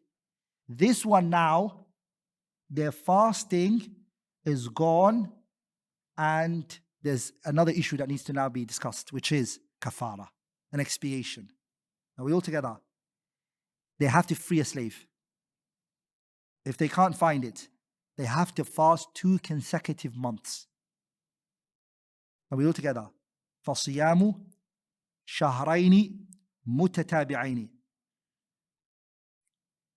These 2 months that they're fasting consecutively, are we all together? What about if it breaks? Yeah?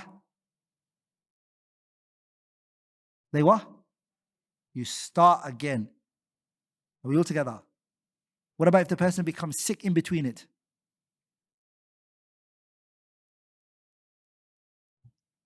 Two months on the, last day, you got sick.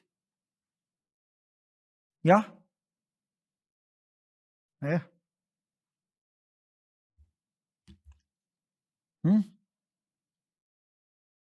So anybody who is ill and sick, they're excused, inshallah ta'ala. What about if the person can't do that? He can't fast. He physically cannot fast 2 consecutive months. Not because he's, that's going to be long and this is going to be hard for me. No. Are we all together? But he is an elderly person who can fast but can't do that. 2 months is going to be too hard for him. Or the person becomes, he's going to lose, or he started and he realized he's losing too much weight rapidly. And now the doctors are saying, look, wait, you can't do this yourself. What does he do? He now has to feed sitina miskina.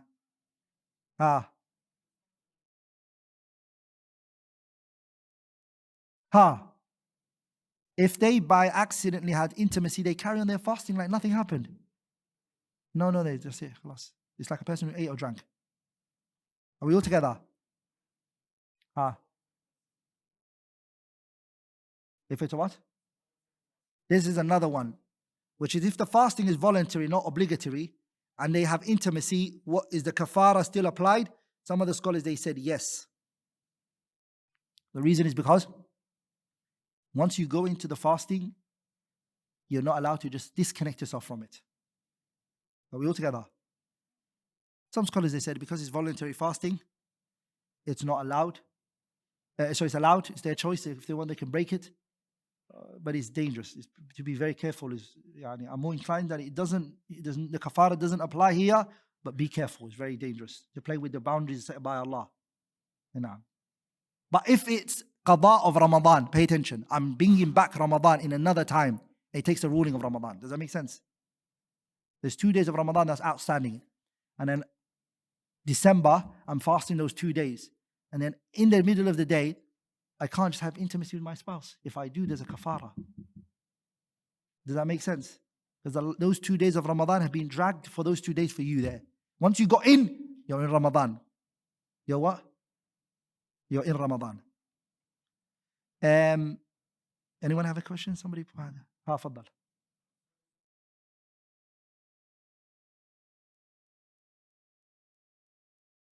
Which one?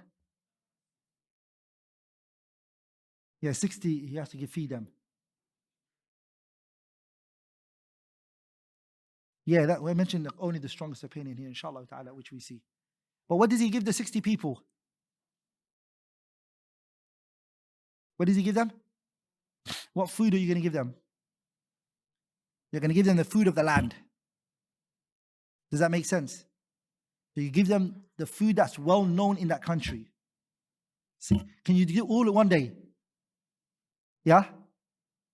Can you do it all in one day? You can bring all 60 of them one time here. Can you? You can. What about if I choose to give them raw meat, raw stuff? I'm not going to give you cooked food. I'm going to give you the raw meat. Here it is. Or I'm going to give you the raw, rice, or I'm not going to cook it for you. Can I do that? Yeah? I can. Another question. Another question is, let's say the person paid the kafara and within the same day had intimacy again. He's not fasting, fasting broke. But he did intimacy again in the same day, even though he paid for it.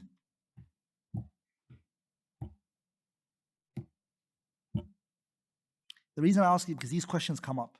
So it needs to be answered so people one time can know it, inshallah ta'ala.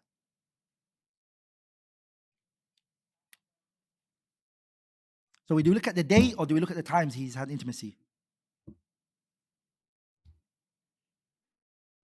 And Imam Ahmed saw that he has to do kafara again. And Imam Ahmed, rahimahullah, he believed you did it again, same day, kafara again.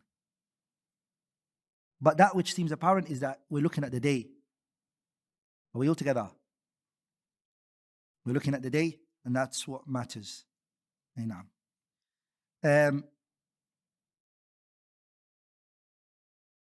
The man, the evidences show that the companion, when he came to his wife, the Prophet ﷺ, and he said, Ya Rasulullah, ahlaktu, I've destroyed myself. And the Prophet said, what did you do? And he said, Jama'tu mra'ati fi nahari Ramadan. I had intimacy with my wife in the daytime of Ramadan. The Prophet made the man go through the kafara we mentioned. Does that make sense? But he never asked about the wife. The narration doesn't state that he asked about the wife. Why? Some of the scholars took from that the woman doesn't have to do the kafara. Are we all together? The kafara is who? It's upon the man. And it's not what? It's not upon the woman. Are we all together? Some of the scholars, they took it from there. Some scholars, they said, no. Whatever the Prophet said to him was indirectly telling him, go tell your wife this as well. Does that make sense? That which seems apparent is that the ruling is for both wife and husband. Are we all together? Because whatever the man is told generally in the Sharia is the woman is also told. Unless there's a distinct evidence that says this is for the men, this is for the women. Because the principle is what? An-nisa'u shaqa'iqur rijal. The women are the same with the men when it comes to the religion, right?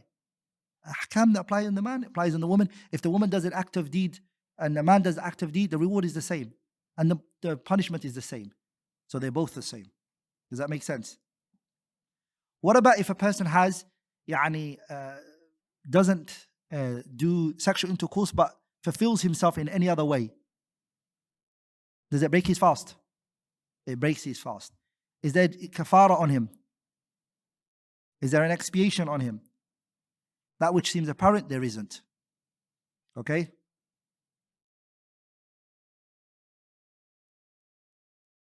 What about vomiting deliberately? Yeah? It breaks your fast. If you deliberately, what about a person left Islam in the month of Ramadan? And they came back straight away. Yeah? Fajr, they left after Salat al-Fajr. They were fasting, they left Islam, and then Dhuhr, they realized, Inna lillah, what did I just do? So that fasting is broken. Can anyone give me the evidence? Daleel. I'll give them 100 dirham. Let me see if I've got it first. Wait, yeah? No, I want Daleel. Wait 1 second, let me get the 100 dirham out.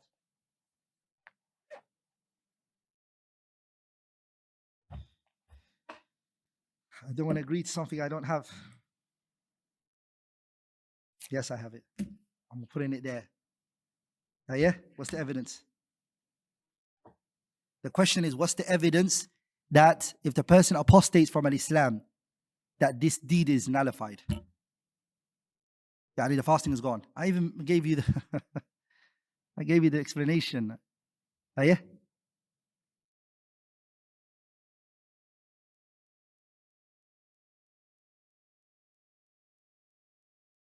There's a dispute whether the fasting, which is mas'ala,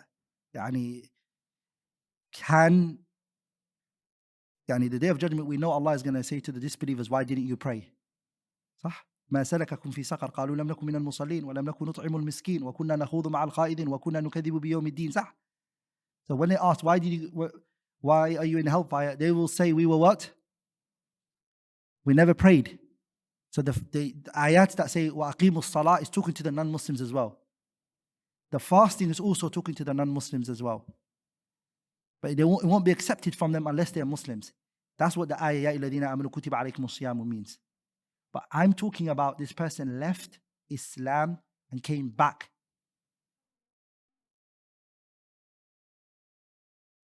Correct. What's the dalil?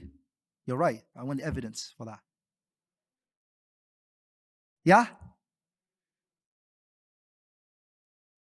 وَمَنْ يَبْتَغِ غَيْرَ الْإِسْلَامِ دِينًا فَلَنْ يُقْبَلَ مِنْهُ وَهُوَ فِي الْآخِرَةِ مِنَ الْخَاسِرِينَ. That's not an evidence. It's not strong. I'm looking for direct, صَرِيحٌ صَحِيحٌ. 100 dirhams here. Shall I put a timer to it so I can go back to my wallet? لا يفضل.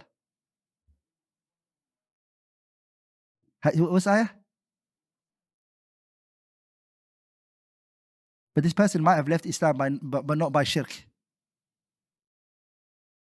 You brought the ayah, لَإِنْ أَشْرَكْتُمْ لَيَحْبَطَنَّ عَمَلُكُمْ. If you do shirk, so shirk is one way of leaving Islam. But this person left Islam not by way of shirk. They might have left by throwing the mushaf or... Yeah.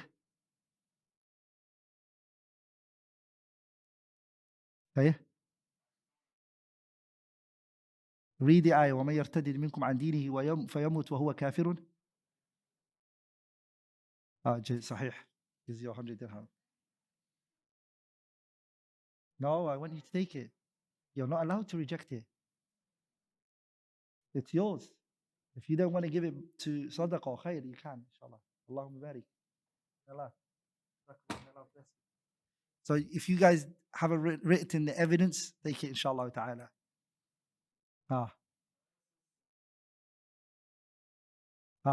So he's a kafir. So it shows anyone who's a kafir, habitat a'maluhum. He didn't die. We said he's not died. This person didn't die. The person who dies, it just shows kufr actions get nullified from kufr. That's all I needed. There's ayat which are more sarihah, Surah Al-Ma'idah, وَمَنْ يَكْفُرْ bil-imani. Does anyone know that verse? Anyone who does kufr, يعني, or disbelieves, وَمَنْ يَكْفُرْ بِالْإِيمَانِ فَقَدْ حَبِطَ عَمَلُهُ, his actions is nullified. وَهُوَ فِي الْآخِرَةِ مِنَ الْخَاسِرِينَ. That verse is also another verse, and that's also another verse. Hey, yeah. What about if a person changes his intention while he's fasting? He's like, you know what? I'm breaking my fast. No, I'm going to carry on my fast. He said that. Does that break his fast? He changed his fast intention and then he went back to it. So the majority of the scholars are of the opinion that that fasting is gone because you broke your intention. Because what's the condition for the fasting? Istimrariyatun niyya. The intention has to carry on. Also, what breaks your fasting is khuruj ad-dami al-hayd wal-nifas. The woman, she sees menstruation. She has to what? It breaks her fasting. Khalas, the fasting is what? It's over. So let's repeat the things that break your fasting again. Number one, we said it's what? Eating and drinking deliberately. Also, sexual intercourse. We also mentioned vomiting deliberately. If it's not deliberate, no. Changing your intention. The blood of menstruation and postnatal bleeding. Also the hijama, if it weakens the person, it breaks their fasting, right? If it weakens you, it breaks your fasting. If it doesn't weaken you, no, it doesn't. So in groups, inshallah ta'ala, so every table that you're on, that's your team. So look at the people who's on the table with you, familiarize yourself with them. Who are they? And they're either going to make you or break you. Okay, these are the people who are going to have to help you answering the questions, inshallah ta'ala. So I'm going to ask 3 questions. I haven't answered them. I have not answered these questions. I just want to, inshallah ta'ala, I haven't answered these questions. I haven't tackled them, but I'm going to put it at you guys. I want you guys to think. I want you guys to discuss. And inshallah ta'ala, 3 minutes. Okay, 3 minutes. Okay, I'll make it 5 minutes because it's going to be 3 questions. 5 minutes. 5 minutes, inshallah. 3 questions, inshallah ta'ala. Each question is 5 minutes, inshallah ta'ala. Number 1. Question number 1. Write it down. Everybody, write it down. Give yourselves a name each table. And inshallah ta'ala, we're going to see, inshallah ta'ala, which table from the brothers is, inshallah ta'ala, there. And from the sisters, if the admin can, inshallah ta'ala, get the sisters' table. And inshallah ta'ala, tell us which one makes it, inshallah ta'ala, when we put the question to them. So the first question is,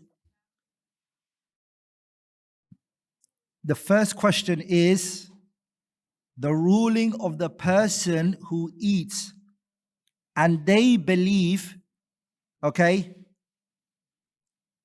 some of the day still remains. So it's suhoor. Sorry, it's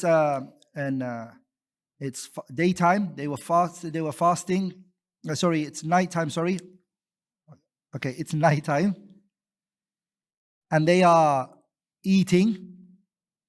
And they think there's still time left. There is still time left for Maghrib. For Fajr. But they are wrong. In reality, it was Fajr half an hour ago. They get a phone call and they're eating. And some of their friends or someone calls them and says, "What are you doing?" And you're like, "Oh, I'm just eating my suhoor." What? Fajr was half an hour ago. What? Look out, it's broad daylight. What is the ruling of that person? What is the ruling of that person? You have 5 minutes. Discuss it amongst yourselves. And inshallah ta'ala, I don't want just an answer. I need evidences, daleel, of why you believe what you believe. So a few people in the group, a few people on the table cannot be discussing it. The whole entire table have to discuss it together. Inshallah ta'ala. We'll start from this right side, which is the sisters. So if anyone from the sisters, inshallah ta'ala. Yeah, anyone from the sister side have answers? Repeat that again. So his fasting would be valid. Okay. So his fasting is correct. Does that mean he has to, what about bringing back the fasting another time? Does he have to bring it back? So that day, first of all, the first question is, does he carry on that fasting that day? Okay. So he can't say, oh, I did a mistake and he doesn't eat. Okay. Does he bring it back another time? Okay, evidence. There's two things I'm looking at. The first thing is, this fasting, is it valid? That's one thing. Bringing it back again as a backup to that fasting is another discussion. Okay, what table is that? What table is that? Okay, mashallah. Hayya. وَكُلُوا وَشَرَبُوا حَتَّى يَتَبَيَّنَ لَكُمُ الْخَيْطُ الْأَبْيَضُ مِنَ الْخَيْطِ الْأَسْوَدِ مِنَ الْفَجْرِ. Hayya. What's the dalil in there? What's the name of that table? No. The name of the table. What are you guys called? Yeah? Muflihun. Okay, table Muflihun. Hayya. Good, brother. Stand up, inshallah. You had a good answer. Hayya. The ayah. Hayya. Surah Al-Baqarah. Hayya. Sisters, listen. Sisters, listen, inshallah ta'ala. Hayya. Brothers also listening. Hayya. What does the ayah say? So the ayah says, Kulu wa sharabu, eat and drink, حتى يتبين لكم الخيط الأبيض من الخيط الأسود من الفجر. Hayya, where's the evidence in this verse? MashaAllah. Allahumma barik. Correct. That's exactly the answer. Do you guys hear it? It's spot on. Let's repeat the answer that the table al-Muflihun mentioned. They are actually Muflihun. Allahumma barik. They're successful. They got the answer right. The answer is, those people or that person who ate after Fajr, remember this point, the night is the default. According to the Qur'an, when it comes to Ramadan, it is nighttime until you can prove it's daytime. Does that make sense? The night is the default. You can only leave the night with evidence. The evidence is seeing it, of course. If you see it's daytime, okay, you saw it. But if you're in a house, in a building, where there's no windows and there's no way to know, it's nighttime until you can prove it's daytime. Does that make sense? Based on the ayah, حَتَّى يَتَبَيَّنَ, until it becomes clear the daytime. Does that make sense? So for this person who is eating after Fajr, it did not become clear to him what? Fajr wasn't clear to him. So that's why he's excused. So his fasting is valid. The minute he finds out on the phone, and his friend tells him, yeah, he stops eating and he carries on his fasting and he doesn't have to bring it back. Does that make sense? Are we all together? Abdullah ibn Abbas radiallahu ta'ala anhuma was asked about this same question. A person said, I was eating, I didn't know it was Fajr, what do I do? Abdullah ibn Abbas, he said, Kulu, eat. Hatta la shakka fika, until there's no doubt regarding the daytime. Does that make sense? So that's one. The second question, I want you guys to take 5 minutes in answering again. Somebody has a question? I mean, the person should go out of their way to try to find out if it's Fajr or not. But if it happened that he thought that it wasn't, that's what we're talking about. He thought. There's nothing upon him. Okay, now the second question, inshallah ta'ala, which is the countries, okay, where the daytime is very long or the nighttime is very long, what do? They have this night and day doesn't exist. They either got 24-hour daytime or 24-hour nighttime. What do they do in that situation? Again, I don't want a specific person answering it. You're with a team, you're part of a table, you and the people on the table discuss it. You got 5 minutes, inshallah ta'ala. Okay. Hayya. This time we're going to let the brothers go first. Hayya, okay, this first table. What's this table called? Yeah? Ahlut Taqwa. Okay. Allahumma barik. May Allah make you guys from Ahlul Taqwa. Hayye, faddal. Hayye, what's the answer?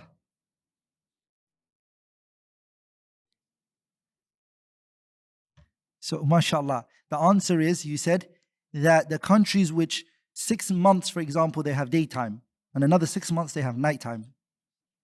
What do? Because they don't have day and night. How do they determine where the fast starts and when it ends? So they look at the neighboring country, the closest country to them, and they follow that country. What's the evidence? The evidence is, they said, يُرِيدُ اللَّهُ بِكُمُ الْيُسْرَ وَلَا يُرِيدُ بِكُمُ الْعُسْرَ. Allah wants ease for you and He doesn't want hardship for you. That's true. But that's not the evidence here, Sheikh Muhammad. MashaAllah, may Allah bless that table. They're young, mashallah, but they're hardworking. Allahumma ahlu taqwa. Hayya? Yeah? Yeah, there's no layl. Yeah, there's no layl. Wait, so what do? They use the neighboring country. The answer is right, but mad dalil. Because if you just say something and then you have no evidence, it's like, okay, where did you get it from? Sah? Because everybody can say something. Another person might say, no, I don't agree with that. So the evidence is what separates everybody. Hayed, second, hey, what's this table called? 100 dirham table. Because he won 100 dirhams for you guys. Hayya, 100 dirham table, hayya. Jameel, Allahumma barik. So the table, 100 dirham table, they said the answer, which is correct, they gave the correct dalil. They said the evidence is, the Prophet told them that Dajjal is going to come, sah? And the Prophet told us the day that Dajjal comes, there's going to be a day that's equal to what? A year. And then a day that's equal to what? A month. And then the Prophet said the remaining is going to be days. So the Sahabas, they said, Ya Rasulullah, that day that's equal to a month, a year, what do we do when it comes to Salah? The Prophet said, Sallallahu Alaihi Wasallam, they said, do we pray one Salah? Because it's a year, or do you want one prayer? Or each Salah has to be prayed like that? The Prophet said, no, you have to pray each Salah. فَقْدُرُوا لَهُ. You have to count and calculate every Salah in its timing in there. So the statement the Prophet here used was فَقْدُرُوا, estimate. So the scholars, they said, you guys are the same. You guys only have 6 months, which became one day became 6 months. Because so this now, you have to follow your neighboring country and calculate it based on them. That's how you calculate. It. Good. The last and final question how many questions did I ask? 2. The last and final question I want to ask, inshallah ta'ala, is, and this comes up every year, which is, if the moon is sighted in one country, so everyone's like, oh yeah, this is the one I need to know. The moon is sighted in one country. Is it a must that every single person has to fast according to the sighting of that country? Because we have the hadith of Ibn Umar, where he said, I went and I sighted the moon. I came to the Prophet and I told him, O Messenger of Allah, I sighted the moon. And the Prophet fasted and he told the people to fast. So is it wrong that we hear this country sighted it and we say, no, we're going to follow Saudi Arabia? Is that right or is it wrong? The discussion is with you guys, inshallah, 5 minutes, and then we're going to go into...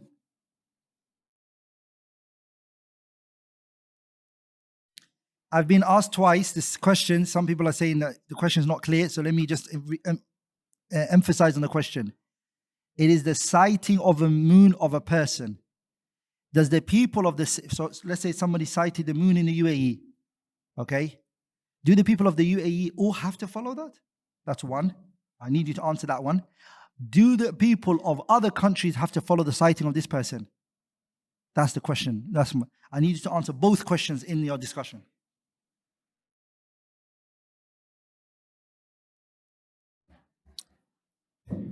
Okay, the 5 minutes is now over. Any other group tables over there from the brothers? Sisters can go first this time, inshallah. What's your okay, what's the name of your table?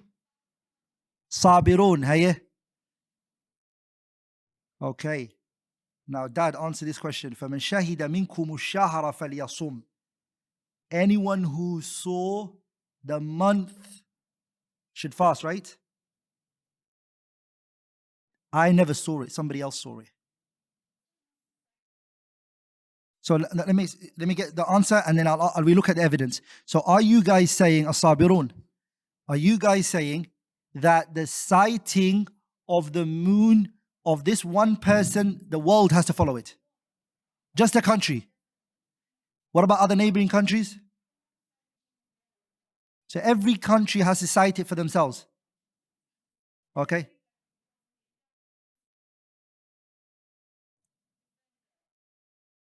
Let's just say one country. So each country has the rights, they look at their sighting and they follow it.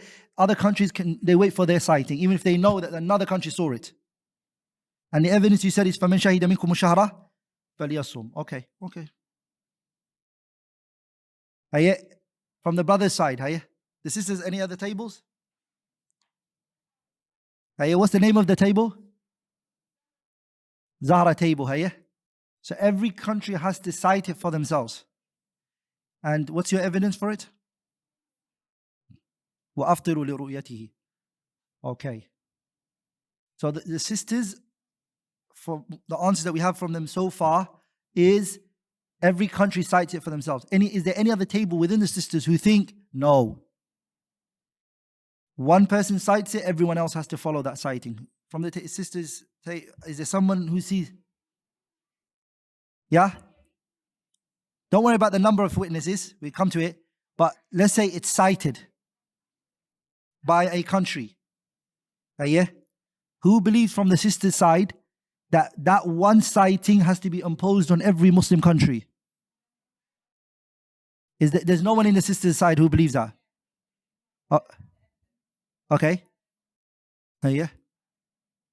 So you're saying that actually it's not forced on them, they have a choice. Okay, good, mashallah. Now let's go to the brothers. Interesting, mashallah, points from the sisters. I want brothers who believe that if one country cites it, all of the countries have to follow. No one believes that? Oh, you guys do. What are you guys called? Tawabin. Okay, Tawabin, So you guys believe that if one country cites it, all of the Muslim countries have to follow that one country? Who has to? It's tricky. Sometimes within the table you might disagree, So you don't believe that one person citing is obliged on anybody else? I want any table who believes that. Can I see a table that says no one? Okay, mashallah. Let's now write this down. Let's break down the citing and the lands into three. Okay, we're going to break the lands into three. The first one is the lands are very far from each other, so much so they don't share the time, the day and the night. They don't share. For example, us and Australia, for example. It's day there and it's night here, night there.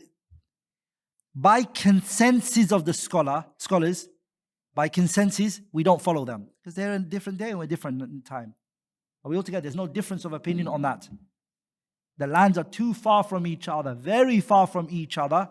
The scholars mention by consensus, like Ibn Abdul Barr and Nawawi, they transmitted a consensus that there's no following.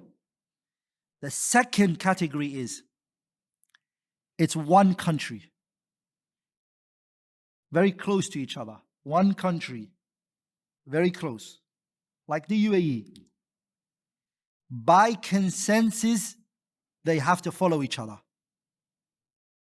So someone cites in the UAE, we all have to follow because we're in the same country. There's a consensus on this issue. Nawawi transmits it. So there's no discussion on that. The discussion is this: where the countries share the day and the night, and they're very close to each other, but they're not one country.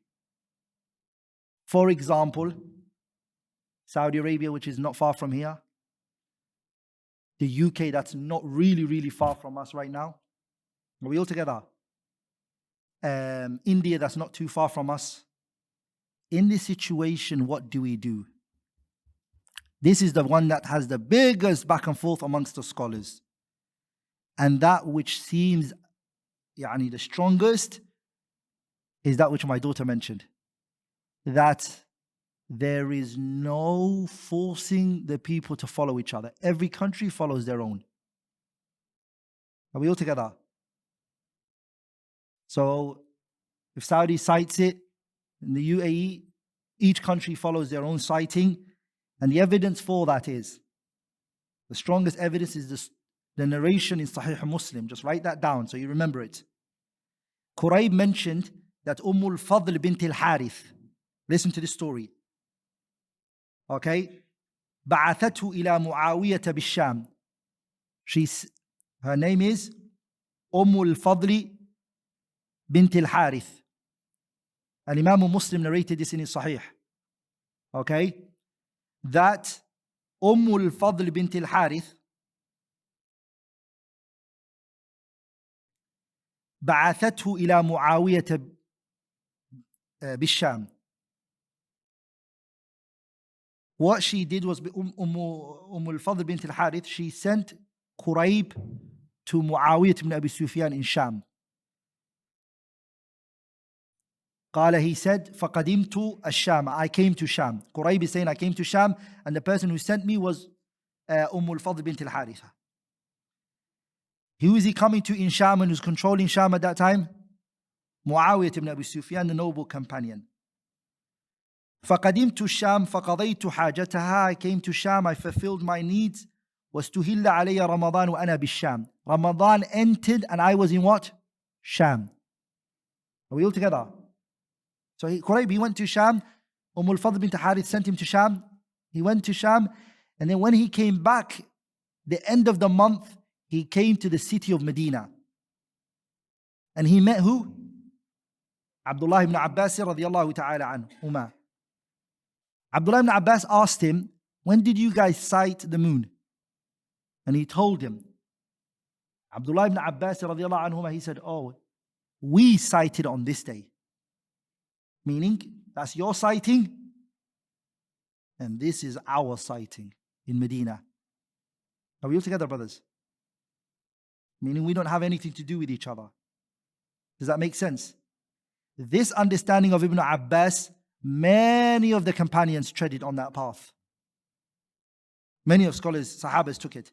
Ibn Abdul Barr rahimahullah, he said, وَهُوَ قَوْلُ كَبِيرٍ مِنَ الصَّحَابَ. There's a large number of the companions that held that opinion.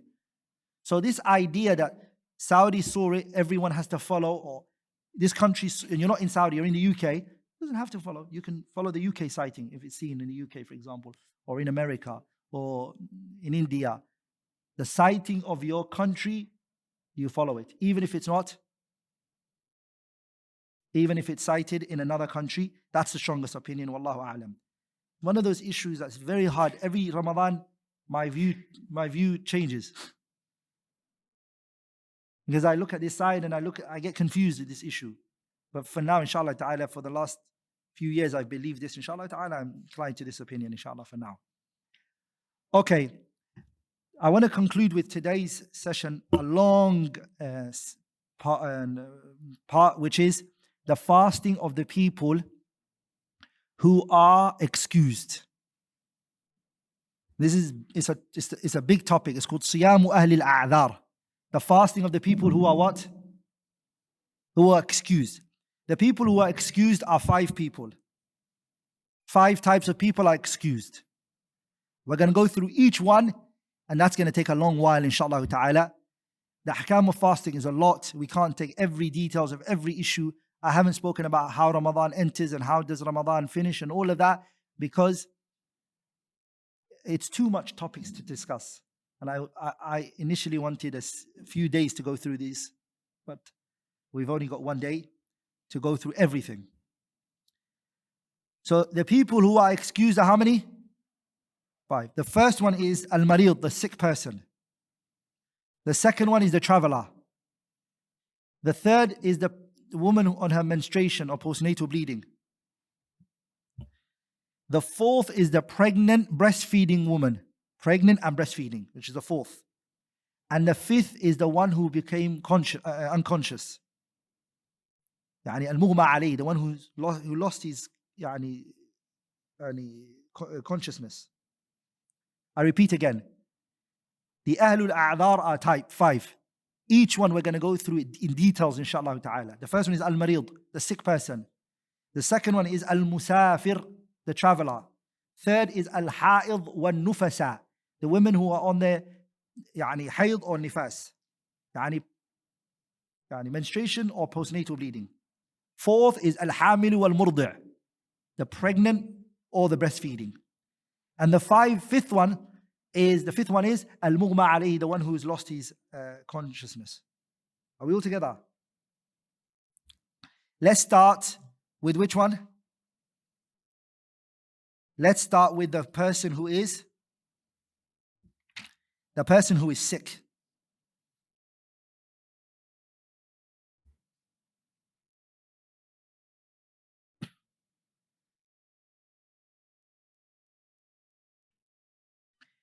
The person who's sick is 2 types. The sick person is divided into how many? 2. A person who is ill and we hope that they're going to become better from this illness. This person is sick. وَيُرْجَى زَوَالُ الْمَرَضِ. We hope, inshallah ta'ala, this illness is going to go. There's a hope, inshallah ta'ala. Maybe he's got a fever, headaches, upset stomach. Inshallah, we can see that, inshallah, they're going to get better. This individual who has that type of illness, he breaks his fast and he brings it back. That's it, nothing else. And the evidence for that is فَمَنْ كَانَ مِنْكُمْ مَرِيضًا أَوْ عَلَى سَفَرٍ فَعِدَّةٌ مِنْ أَيَّامٍ أُخَرٍ. That one is simple and easy, right? The second type of person is the person who's got an illness, like there's no hope for them to come better. That doesn't mean they won't get better, but there's no. Doctors are saying you have a chronic illness. An example of that, the scholars put in this category is the elderly man or the elderly woman.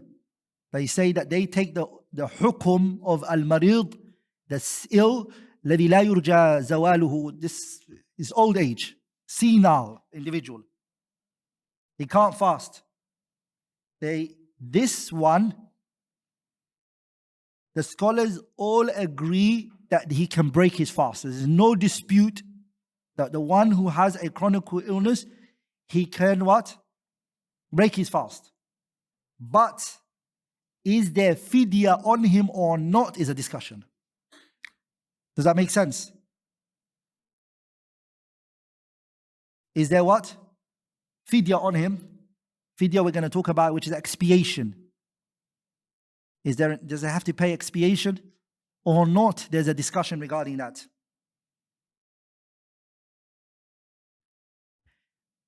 That which is the strongest opinion, because you can't go through all the opinions, is there is a fidya on that person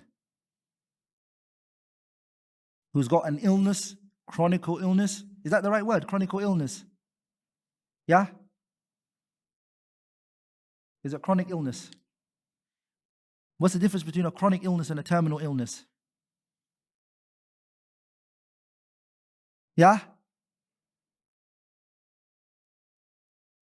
It's going to cause you death. What about chronic illness? They're just ill, but they're not going to die from it. MashaAllah. Sah. So, but for us, it's also the terminal and the chronic illness. مرض الذي لا يزول برؤه. It's an illness where the person is going to have it, like diabetic person, for example. Okay? What is upon that person? Fidya. Now, the question here is that you guys are going to ask, what is the fidya that you have to pay? The fidya is what? Food. The fidya he has to give is what? Food. And what is it that has to give? The food that he has to give. The majority of the scholars hold the opinion, and it's also the view of some of the Shafi'iyah, that there is upon him a mud. Does anyone know what the amount of a mud is? Yeah? What's a mud? How many sa' is a mud? Yeah? How many mud is a, how many sa' is a mud? By the way, these measurements, it's good to know it, right? It's an Islamic measurement. They're very important to know it. By the way, two things as a Muslim you should go out of your way to know it. The Islamic measurements that are mentioned in the Qur'an and the Sunnah, and also the Islamic calendar. So a lot of people, when they look at, when they look at their, for example, women look at their divorce, okay? No, not the divorce. Divorce is hayd. What is one thing that's connected to time? The zakat, for example, na'am. The zakat is connected to what? The Islamic calendar or the non-Islamic calendar? Islamic calendar. So you need to be aware of the Islamic calendar is, right? Sah? Hiya? What's the date today, Islamic calendar? So definitely everybody knows it's Sha'ban. But what's the year? The year. 1,400 and what? It's easy, it's 1,444. Sah? So 14444. No, 11444. Okay, and then what's the date? Sha'ban what? Yeah? 26. Allahumma barik. Ramadan is what? Allahumma ballighna Ramadan. So what's the measurement for the mud? Yeah? Yeah, one what?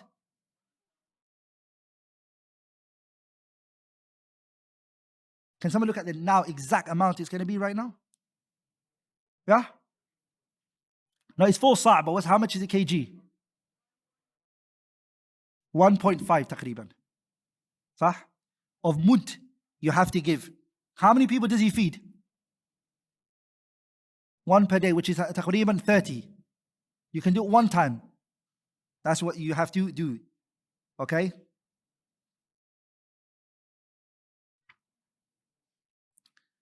Okay.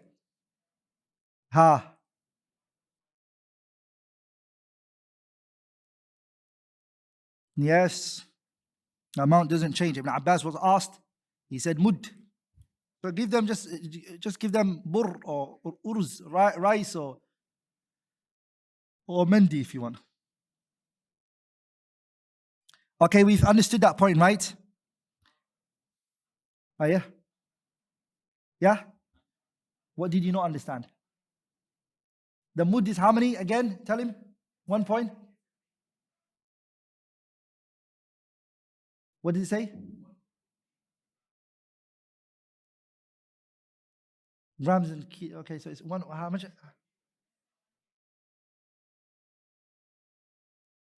Yeah, 800 grams تقريبا. صح. It's about 800 grams. Yeah, just under a kilo. صحيح.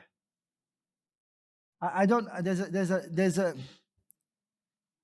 How many hands? How much is how many hands? Your hand like this is a mud. So you do it 4 times. That's it. Okay, you can just use that measurement. And if you've got very tiny hands, you can't do it. You're not allowed to. It's an ordinary person's hand, and of course, a big person's hand that is not that one. Ordinary in the middle. Okay. Another thing I want to mention regarding the person who's sick. Okay, I want us to finish. This is a big one. This is a big chapter. I want to go through each of those 5 because this is what a lot of people are affected by. Okay, Ahlul A'adhar is the biggest topic when it comes to fasting, inshallah ta'ala. If a person who fell in the second category recovered, Allahu Akbar, he woke up, Doctors looked at, no, you don't have you're not diabetic anymore. Khalas. Gone. The chronic illness he had is gone. This individual, does he bring back the fasting he missed?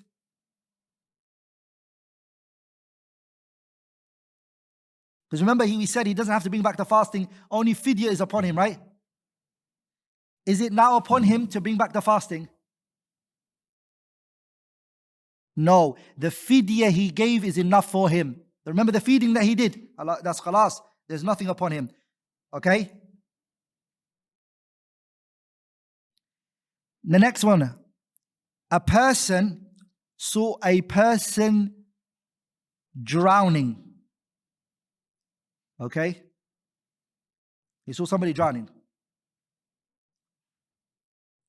And he saw this person who's drowning. And he went and he helped this person.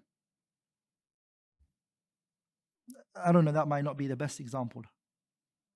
I'll give another example. A person was put in a situation, you guys help me think of an example. A person was put in a situation where they had to do helping someone where they had to break their fasting for it. Are they allowed to break their fasting? They're saving the life of another person, okay? But it involves them having to break their fast. What do you do in that issue? It's a must for you to save the Muslim's life. And you can cut, because this life goes. This life is what? It's going to go. The fasting, yeah? And this is very important. I remember a situation, and it really happened, where a sister was drowning and her brother said, I can't touch her. She was drowning. And he said, I can't touch the woman. This is qillatul fahmi bideenillah. This is weakness in understanding the religion. Sah? The person is dying. You have to go into the water if you know how to swim and save this person and bring them out of the water. Sah? You can't say, are we all together? Also, another shocking thing that I saw, subhanAllah, was when earthquake happened, some individuals I heard, they said, some of these women are coming out without no hijab from the earthquake. It's a life and death situation. And some people, they don't have understanding of the deen. Do you understand? With that being said, subhanAllah, there was an amazing situation where one sister, she said she doesn't want to come out unless they throw her hijab, which shows her iman. Allahumma barik. But in the Sharia, when a life and death situation comes, a lot of the ahkam are suspended, brothers. Are we all together? And when a person doesn't understand the religion, that brother was going to watch that sister drown. And he thinks that not touching the opposite gender and etc. applies here. No, it doesn't. The life of this individual is more valuable than all of that. Does that make sense? So the fasting is also suspended to save the life of this individual, and you bring it back, and you're not a sinner. You must save that person's life. Does that make sense, brothers? Yeah. Yeah? Yeah, of course, he has to make up for his fast.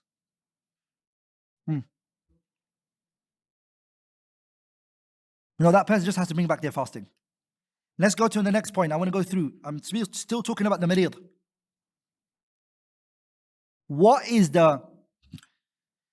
Now this is the tricky one. What constitutes an illness for a person to say, I'm sick, I can't fast today? We're not talking about the person who's got chronic illness. We're talking about a person who can fast, he's healthy, but this day he feels sick. What is the dhabit for a sick person? Because somebody could just say, I don't feel good. And he just doesn't fast that day. And he uses the excuse that he's sick. What is the illness that the Sharia means that you can break your fast for? Yeah, sisters, what's the answer? Yeah? So if it's not a threat to his life, he can't break his fast. It has to be a threat to his life. That means it's darura. Oh, yeah? What did he say? I didn't hear you, Abu. Yeah, how do we know? That's the question, Abu. How do we know he's sick or not? When do we say you're sick or you're ill? Oh, yeah? If he's a what? If it's a bit too strong, okay, that's a good point. That's a very good point, which is the issue of, yes. So she mentioned something. If there is mashaqqa, it's the person's weak. The fasting, what's it going to do to the person? It's going to do one of two things to the person. It's either going to increase the pain or it's going to delay the cure. The scholars, they say, now you don't fast. You're ill, now you're sick. Does that make sense? If this fasting is going to increase your pain or it's going to delay the cure, then you can break your fast. Does that make sense? This is now a point I really want us to ponder on. We just mentioned something very tricky here. We just said, if it's going to have a burden on the person, where it's going to now, because that's what it is, mashaqqa, right? You're going to become very sick from it. You're going to become very sick, so your illness is going to either increase or your cure is going to be delayed. Someone might come and say, I'll tell you guys something. I have a job where I go in work at 9 in the morning and I come out at 9 p.m. Hypothetical scenario. And I work in a furnace. I'm the guy who's putting his hand in the fire, flipping the bread, and I do that from 9 to 9. And that is mashaqqa. Does that make sense? The mashaqqa you gave this sick person, why are you not giving it to me? Are we all together, brothers? Does that make sense? Because later we're going to come to the traveler. The traveler can break his fast. And mashallah, some brothers are very rich here, so they've got private jets. So the limo comes to them at the house, and he takes them to their private jet, and they land in the country that they want. And then there's a, mashallah, car waiting for them underneath the plane. And then that plane takes them to their house. And they don't even, and in the private jet, it has a bed inside it, so they sleep. So they don't even know that they travel. That's how their bags and everything is carried for them. Allahum barik. Say Allahum barik for those brothers. In this situation, that person who's traveling, as we're going to see later, he's allowed to break his fast because he's a traveler. And he went through no suffering and pain and stress. And this man who works from 9 to 9, and in that furnace flipping the bread, and he's saying, I can't do this. I'm thirsty. I need water. I can fast. I don't get sick from it, but it's got weight on me. It's mashaqqa. It's too hard for me. What do we say? Yeah? He's not ill, he's healthy. But he's like, you can imagine, I'm sweating buckets and I have no water to drink. Yeah? No, fidya. Okay, fidya. Yeah. What else? Habibi. Allahumma barik. Of course he's going to get ajr, inshallah, if he comes with the intention. But the question is not the ajr. The question is about, is fasting must on him? Put your hand up if you believe he doesn't have to fast. Put your hand up if you believe he has to fast. Allahumma barik. You guys are very harsh. No, yeah, he has to fast. He has to fast. If he's not ill and he's not sick, just because something is hard is not an excuse. Does that make sense? And we're going to come to it later when we talk about traveling. The reason why the traveler is allowed to break his fast is not because of hardship. Because if you say that, then when a person says to you, I got a private jet, I don't struggle at all. In the airports, yeah, I just go through security fast. My passport is taken there 20 minutes before I come. Gates are just open for me. And I didn't even know I went to another country. I don't feel it. Can I break my fast? What are you going to say to him? Is he allowed to break his fast? Hello, we're going to come to the traveler one. Okay. اختلف العلماء. You guys are different on the issue. Okay, next issue is someone broke their fast.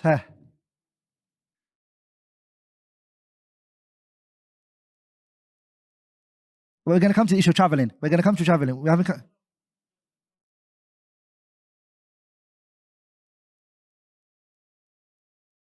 So 24 hours is day. 23 hours is day. He has to fast. And if he gets sick, he's allowed to break it. Are we all together? If you have 23 hours of daytime and only 1 hour of night, you have to fast. If you become sick, lakin, and you're not able to, Allah is giving you rukhsah. Just because it's hard is not an excuse. Does that make sense? The ruling doesn't change. As long as there's day and night, you have to follow that. If it's 24 hours, it's daytime, we spoke about that. So then in that 1 hour, they have to pray Isha, they have to pray Fajr, they have to pray Maghrib. Huh? And also if they can reach time to pray Taraweeh, they do all in that within that 1 hour. And their qiyam and everything. Okay, let's go to another issue. Someone is scared for his nafs, that the hunger that he's feeling right now, he's worried for himself. He's worried for his physical side. What should he do? He's not sick, but he's really thinking, this is gonna, just after Fajr he realized, I didn't have suhoor and I missed Fajr Iftaar yesterday, and today I'm already feeling dizzy, but I can go on. What should he do? And he's like, if I carry on like this, I might get knocked out. Yeah?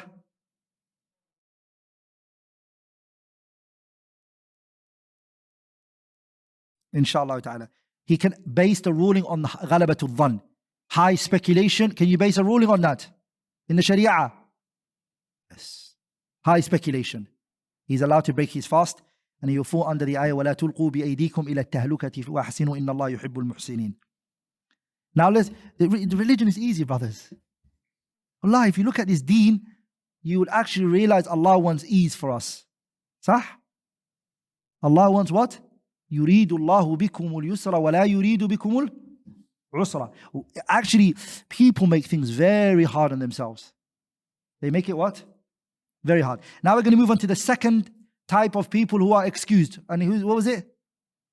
The travelers. Let's speak about the traveler. The traveler has, a traveler we're looking at is few different situations.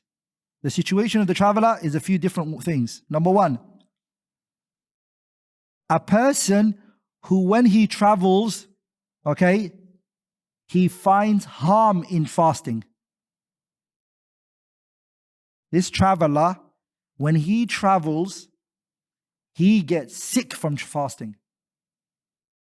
And he gets harm. It harms him. So he loses consciousness, he becomes dizzy, and it causes him physical harm. This person is haram for him to fast. What is it? He's harming himself, he's not allowed to. Okay? And the Prophet ﷺ told us, لَيْسَ مِنَ الْبِرِّ الصَّوْمُ فِي السَّفَرِ.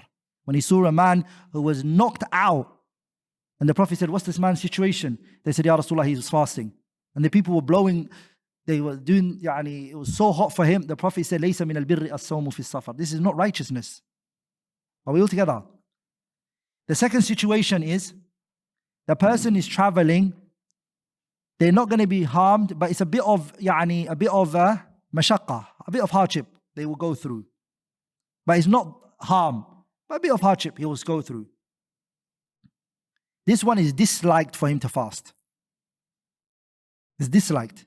If you know you're going to go through, you're a traveler, and on top of that, you're going to go through a bit of hardship. Okay? You're not going to be knocked out, but you're going to lose your temper, for example, short-tempered, or you're going to, you're not going to be able to fulfill certain things that you could have fulfilled because of your tiredness and fatigue. then it's disliked. Don't do that. That's 2. 3, the fasting and not fasting is equal for you. This person, whether he fasts or doesn't fast, for him is the same. You know, there's some people, even outside Ramadan, they never eat. They're like that. They never eat. Days go by, it's just like they haven't eaten anything. So fasting and Ramadan and outside is the same for this person. Which one is more preferred for this person? This is the dispute that comes out a lot. Scholars always say which one's better for. If I fast and if I break my fast, which one is what? That which is the strongest opinion is what? Hey, let's ask the sisters first. Is it better for the person to fast? So fasting and not fasting is the same, and he's a traveler. 50-50. Which one's better? So let's first one. To fast, is that better? And the second opinion is that for him not to fast. Hey brothers, hey, put your hand up if you believe 50-50, fasting is better. Okay, second one, who believes? No, it's better not to fast.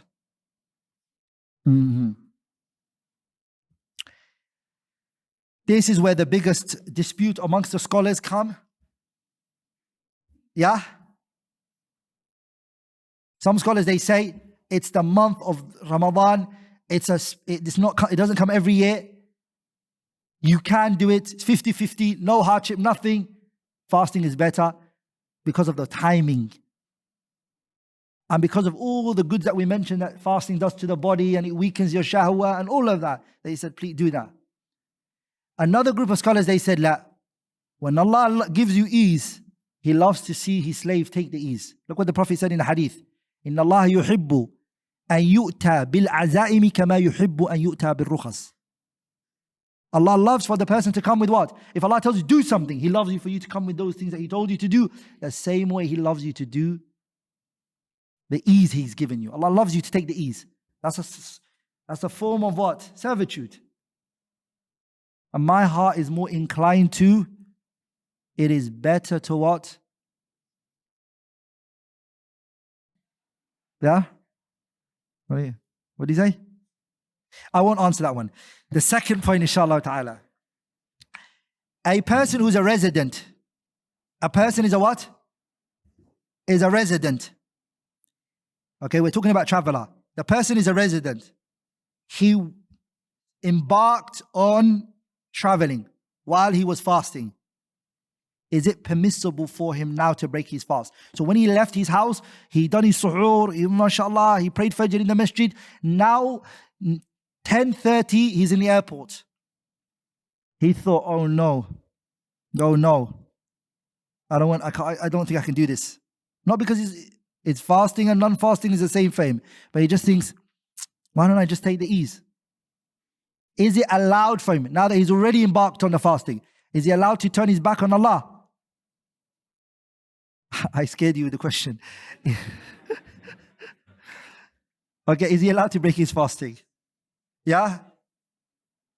Or is it haram once you embark on a righteous deed? It's like you gave a gift, you can't take it back. What is it? Which one is it? Hiya, Sheikh Muhammad.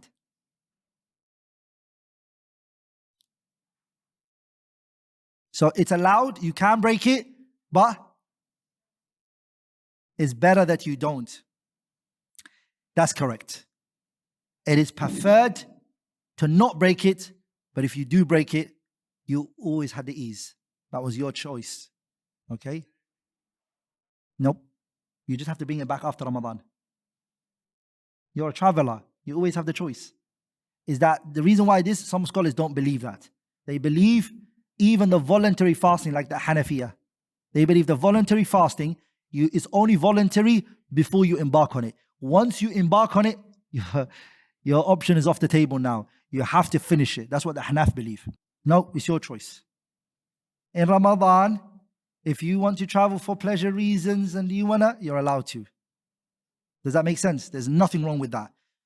This idea where it's Ramadan, be careful, make all your journeys before Ramadan and after Ramadan, is wrong. We're going to come to the ones who are sinners, who sinning, meaning they're traveling for something haram. They're traveling to go to club and haram. Are these let's go to that now. The person who is their travel is haram. So a guy is traveling from Dubai, for example, and he's going to, for example, London, let's say, and he's going there for haram. And it is in Ramadan, and he's fasting.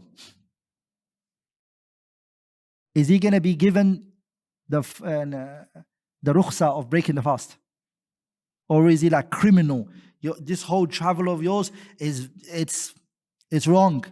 Allah does not, He doesn't accept it, nor does He. No, you have to fast, and you can't shorten your prayers, and you can't combine your prayers. Is that what we say to him? Or is he still a traveler? And that the ayah is general.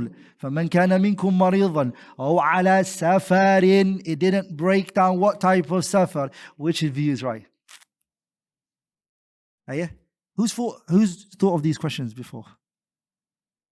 Who's never thought of these questions? Is like, wow, I'm hearing these questions for the first time in my life. And if you look at the books of fiqh, the scholars asked every possible question. They've hypothetical scenarios that don't even exist. Sometimes they've written in their books. They're called Masail Iftiradiyya. It didn't happen. Hypothetical scenarios that at their time never happened. Guess what? We saw some of these issues now that they answered. So that person is a criminal, and he has no rights to take any of the rukhas of the Sharia. He's a criminal. No one's going to aid him and support him in what? In that crime that he's trying to commit. So no, you can't shorten the prayers. Okay? He's not allowed to shorten the prayer, that man. He's not allowed to break the fasting. If he does, that's a sin for him. If he combines the prayer, he's sinning by doing that. That's not. He's got that option. Nah. What about if he's half? He's doing half haram stuff. And give us an example. He's going to visit his family, and after he wants to go clubbing. No. The clubbing is in there, so he gets no rukhsa.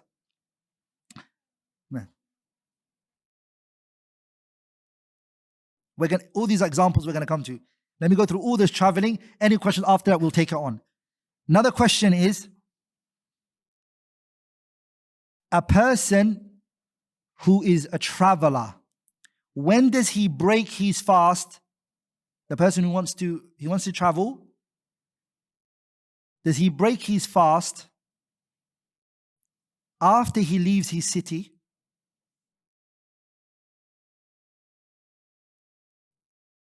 Or does he break his fast in his house?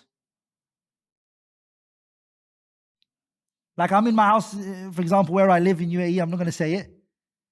And then do I break my fast from where I live in my house? Or do I have to leave the city of where I live?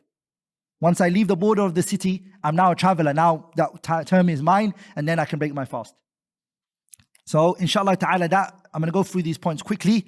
Inshallah ta'ala, that which seems apparent is that he can break his fast even in his house. He can break his fast even if he's what? In his house. And this is, the evidence for this is Muhammad ibn Ka'ab al-Quradhi. He said, I came to Anas ibn Malik, the noble companion, in Ramadan, and he wanted to travel. And his riding beast was made ready for him. And they put all of his belongings on it for him, Anas ibn Malik. And he wore his clothing for traveling. And then he called for food. He's at home. It was Ramadan. They got his riding beast ready for him. And they put all of his stuff on it. And then he asked for food. He said, I'm about to leave. I'm hungry. Can I have my food? Inshallah. So food was brought for him, فَأَكَلَ, and then he ate. Now this is still not evidence. An action of a companion by itself is not evidence. By itself. But look what Anas said after that. The Muhammad ibn Ka'ab al-Quradi, he said, I asked him, Sunnah? What you're doing, is it Sunnah? He looked at me and he said, Sunnah. ثم ركب دابته, and then he went on his riding beast and he left. Are we all together? Now, when the Sahabi says it's Sunnah, where did he get it from? Rasulullah sallallahu alayhi wa sallam. So this is an evidence. Look what Tirmidhi said. He said, وَقَدْ ذَهَبَ بَعْضُ أَهْلِ الْعِلْمِ إِلَى هَذَا الْحَدِيثِ وقالوا للمسافر أن يفطر في بيته قبل أن يخرج وليس له أن يقصر الصلاة حتى يخرج من جدار المدينة أو القرية وهو قول إسحاق بن إبراهيم الحنظلي. Okay. Tirmidhi, by the way, his book, as a side benefit, don't just read the hadiths. Always, or a lot of places, not always, but a lot of the places, Tirmidhi has a nice commentary on some of the hadiths, and he even mentions the views of some of the Sahabas and the Tabi'een. So remember that, okay? He separated between the traveler in terms of fasting and prayer. Prayer, you can't shorten until you leave what? He's saying? The wall. Like, what about fasting? Fasting, you can do it from your house. That's what he's saying. Are we all together, brothers? By the way, remember, shortening is different from combining. Mas'alatul jam' is a mas'ala akhar. Are we all together? Can a person who's going to go traveling, can he combine between the prayers? Yes, even if he's in his house. He's going to travel a few hours from now, he's in his house. Can he combine between Dhuhr and Asr? He can. But can he shorten? No. Until he leaves the what? Until he leaves the city. Okay, another point, inshallah ta'ala, mas'ala al-rabi'ah, another mas'ala, which is a person came back from a travel and it was still fasting time. He came back from a journey and it's daytime, people are still fasting. But he's not fasting. What should he do? So what I said was, if you're a traveler and you're at home, for example, you're in Dubai and you're going to fly after Asr, that's when your flight time is, what you can do is you can combine between Dhuhr and Asr. But you cannot, at your home, but you cannot shorten it. You can't pray 2 and 2. You pray 4 and 4. Does that make sense? The issue of shortening only applies once you are out of your city. Does that make sense? Good. Now is another mas'ala, which is someone came from a journey. They came to their own, you came to Dubai, you landed back where your residency, you're here, you're resident. You came flying from London, for example. You came to Dubai and it was daytime. You landed and it was what? Daytime. The people are fasting and you are what? You're not fasting. Does that make sense? What is upon you? All that's upon you is that you just have to bring back that day. That's it. Nothing more, nothing less. Does that make sense? Another thing is, who is a traveler? Are you there? The term traveler, it goes back to the people's customs. The Sharia had never defined the word traveler. It didn't define it in terms of duration and distance. Does that make sense? The Sharia did not determine how long you can be a traveler for, and it didn't mention the distance which constitutes a traveler. There is no evidence for that. Wala distance, wala al-muddah. The distance or the duration, there's no evidence for it. Are we all together, brothers? Am I making sense here? So restricting the traveler to 3 days, there's no evidence for that. Restricting him to any time, say you're a traveler for only those 3 days. After that, you're no longer a traveler, there's no evidence for that. Connecting the term traveler to a distance and saying this from this distance to this distance, you're not a traveler. And after that, you're a traveler. There's also no evidence for that. The term traveler purely goes back to what the people consider traveling. For example, do the people consider traveling to Sharjah, Dubai to Sharjah, do they consider that traveling? No, even though they were going from one city to a? Does that make sense? What about if I travel from Dubai to Abu Dhabi? Do the people consider that traveling? Yeah, generally speaking, we consider that traveling. But guess what? It could happen, yeah, that I could get to Abu Dhabi faster than a person who's in Dubai from one destination to another destination in Dubai. Does that make sense? Let's say, what's the furthest in Dubai? Jabal Ali? Further than that? What was it? Yeah? Let's say Qusais is one side. Yeah? Dubai, Qusais. And let's go the furthest. How far can we go here? Jabal Ali. Anything after that? Jabal Ali and Qusais, how long is the distance? 1 hour and a half. From 1 hour and a half, no? If you're following the law, of course it's 1 hour and a half. Unless you're doing something else. Yeah? So it's from the Qusais to Jabal Ali is like 1 hour and a half, صح? No? تقريبا. Okay. What about from Qusais to Abu Dhabi? Okay, what about Jabal Ali to Abu Dhabi?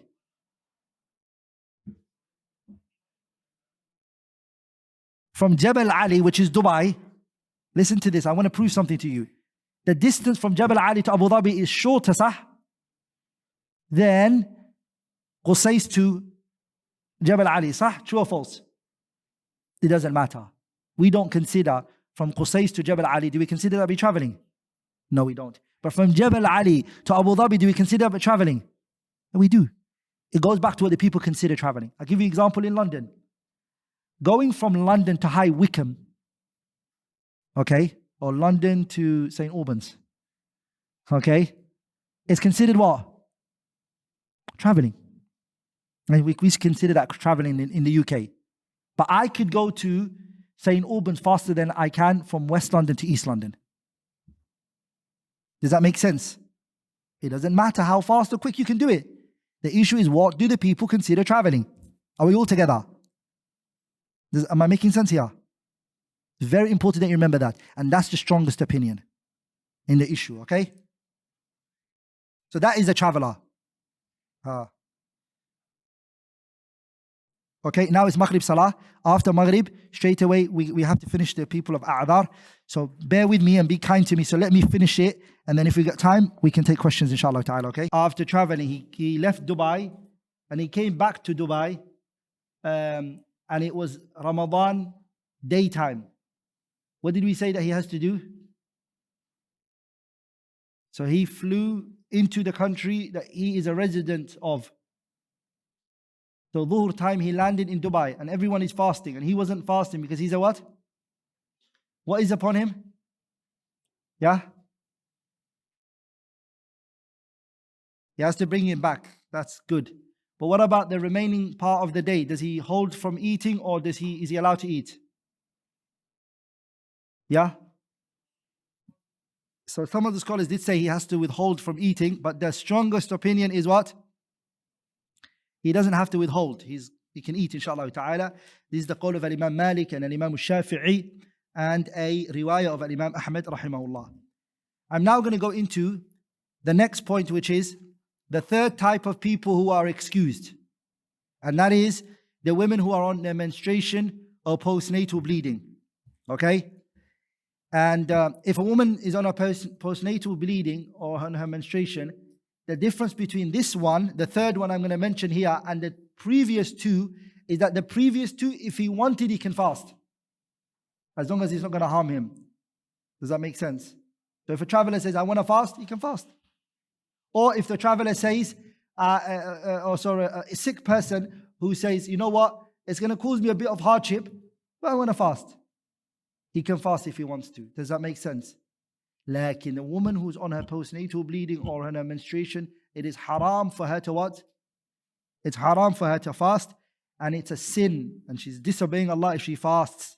Does that make sense? She's not allowed to. Okay? So there's a few points I want to mention, inshallah ta'ala.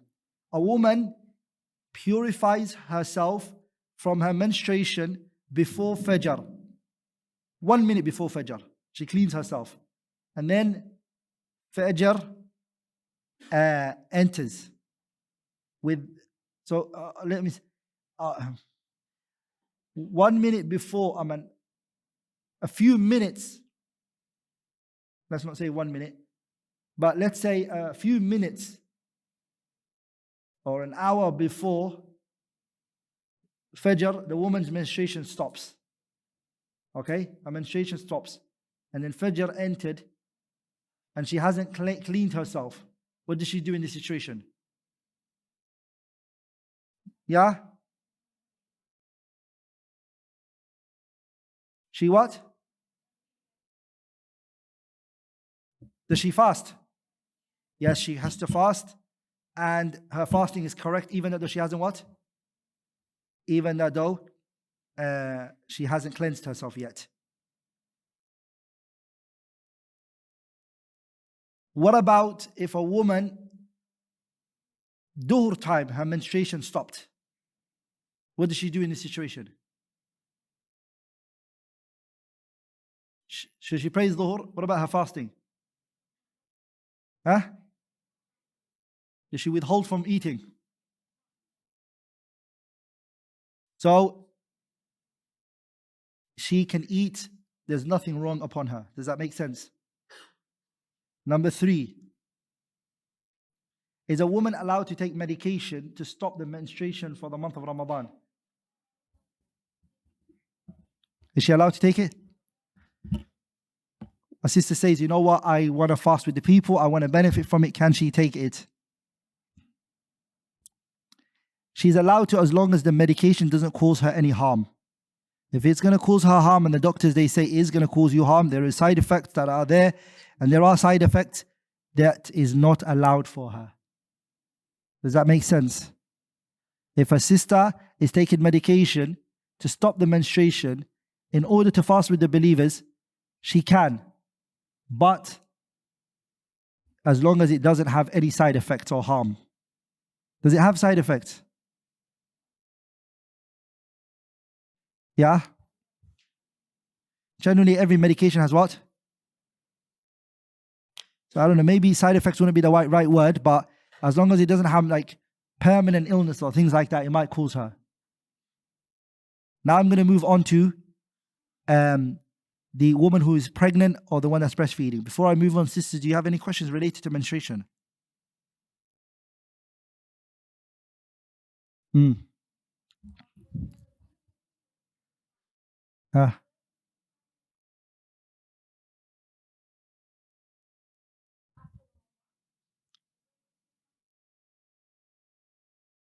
No.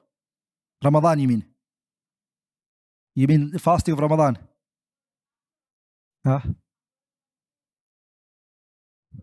Yeah. No, there is a debt on you. So even 10 years later, you still have to pay it back. Is that the question? Before the next Ramadan comes. Yeah, before next Ramadan comes. Aisha radiallahu anha, she used to delay it to Shawaal. Our mother Aisha used to delay it to when? No, not Shawaal, sorry, Sha'ban. Sorry, Sha'ban. This month that we're in, our mother Aisha used to pay back all the fasting that she had to do. So that when Ramadan came, she would what? So until next year's Sha'ban, inshallah ta'ala. Any other questions from the sister side? Or even the brothers, if you have any questions regarding this issue. Okay, the next point, inshallah ta'ala, is the pregnant woman or the one that's breastfeeding. Now pay attention, this one's a bit tricky. The woman who is breastfeeding or pregnant, okay, they take the same ruling, so we stick them together. It's 3 situations. Pay attention to this one's tricky. The woman who's breastfeeding or pregnant, it's 3 situations. Number 1, she's scared for herself. We're talking about the woman who's breastfeeding or the one that's what? Pregnant. She's worried for her well-being, her health. That's the first situation. Because this child's taking her milk, she believes that she's gonna get sick. Or the pregnancy and fasting is gonna make her sick. The mother we're talking about here. The second one is the mother fears for... No, if she's fears for herself, she's always going to fear for the child, right? Because the mother's whatever affects her is going to affect the child. So she's pregnant and she affects her, this is going to affect the child. So the first one is that she fears for herself and the child. That's one. The second situation is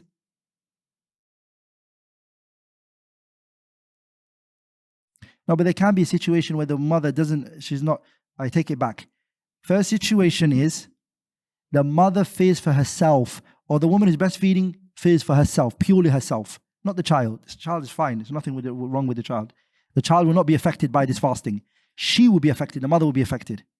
That's one. The second one is she fears for herself and she fears for the child.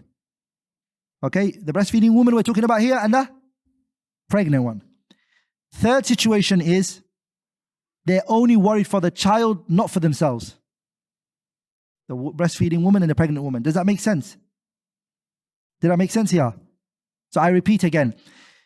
The breastfeeding woman or the one that's pregnant, they are scared for themselves. There's fear for her own health. Okay, that's one. Second one is they fear for themselves and they also fear for the child. The third situation is they are scared for the child only. Each one has its ruling. Now, the first situation, there is no dispute amongst the scholars, okay, that it's permissible for her to break her fast, whether she's breastfeeding or she's pregnant.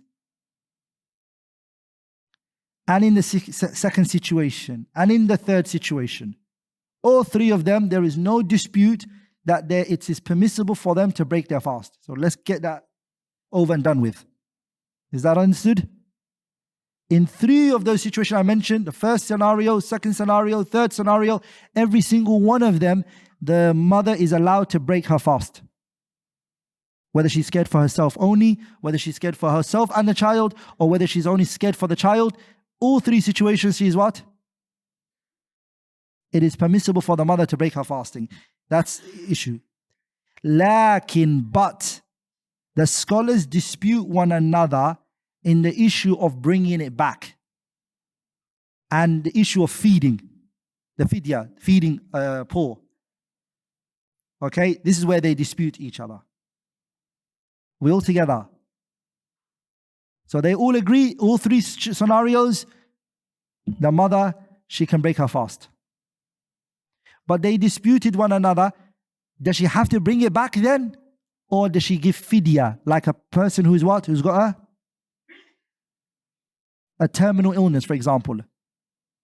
Does that make sense? Or a chronic illness. The person who's got a chronic illness, does he have to bring back the fasting? We said no. What did we say?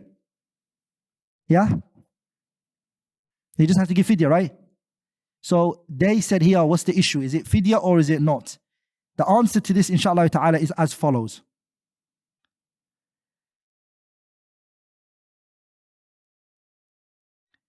The strongest opinion is the view taken by Ishaq ibn Rahuya.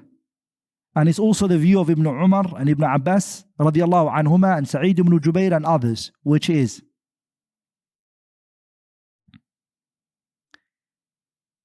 the woman, if she breaks the fast for herself only, she has to what? She has to bring it back. She's going to be considered a sick person. She takes the ruling of a marid. If the mother is only worried for herself, or if whether she's breastfeeding or she's what? Or she's pregnant, she's worried for her own nafs, she is a marid individual. We're going to say marid, you're sick, like the first illness, right? Did we say the first sickness was? We hope the person is going to recover from it, right? That illness, what was upon that person? To bring it back, right? So it's like a person who had a fever. Just bring it back, sister. The situation where the mother fears for the child, whether it be the child only, or whether it be her and the child, in those situations, what she has to do is, she has to bring back the fasting, and she also has to do fidya. Does that make sense? Because no, the situation where she fears for herself, the situation, what did I mention? The situation where she's If she's worried about herself alone, what does she do? She brings it back. The situation where she fears for the child only, the child only, she doesn't fear for herself, she only fears for the child, she has to do fidya. And she also has to bring back the fasting. Does that make sense? The third situation, which was, she fears for herself and she fears for the child, this one she just has to bring back her fasting because she's in there. Her being worried for herself is in there. Does that make sense? Have I made sense on that? No. Okay, I repeat it. If she fears for herself only, she's a what? She's a sick person. She just has to bring back the fasting. If she's scared for herself and the baby, she just has to bring back the fasting. Because she's sick. She's like a sick person. The third scenario is where she's not worried for the baby, for herself. It's only the baby she's worried about.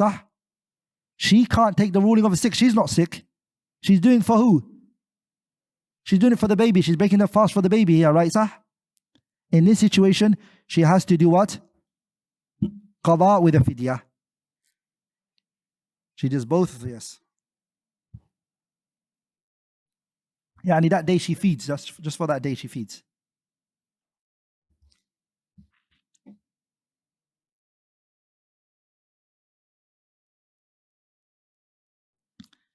Like in Abdullah ibn Abbas and others, they said she doesn't bring back the fasting. There's a khilaf, but let's be on the safe side, inshallah. Last point, inshallah, the last one. We're going to conclude with the last one, inshallah ta'ala, and then we take some questions. Which is the person who is al-mughma alayh. Brothers, we're going to go into the person who's what? Al-mughma alayhi. And also the majnoon, the one who lost his sanity. The person who lost their sanity or they became unconscious, they have different scenarios. The first scenario is someone who became unconscious the entire day. From Fajr ila Maghrib, they were unconscious. Are we all together? He didn't even wake up for a little bit the whole day. He was unconscious the whole day. That person's fasting is not sahih because he has no intention. Are we all together? He didn't come with any intention. And he doesn't even know that he's fasting. Does that make sense? So there's no fasting for that person at all. What about if he gains consciousness again?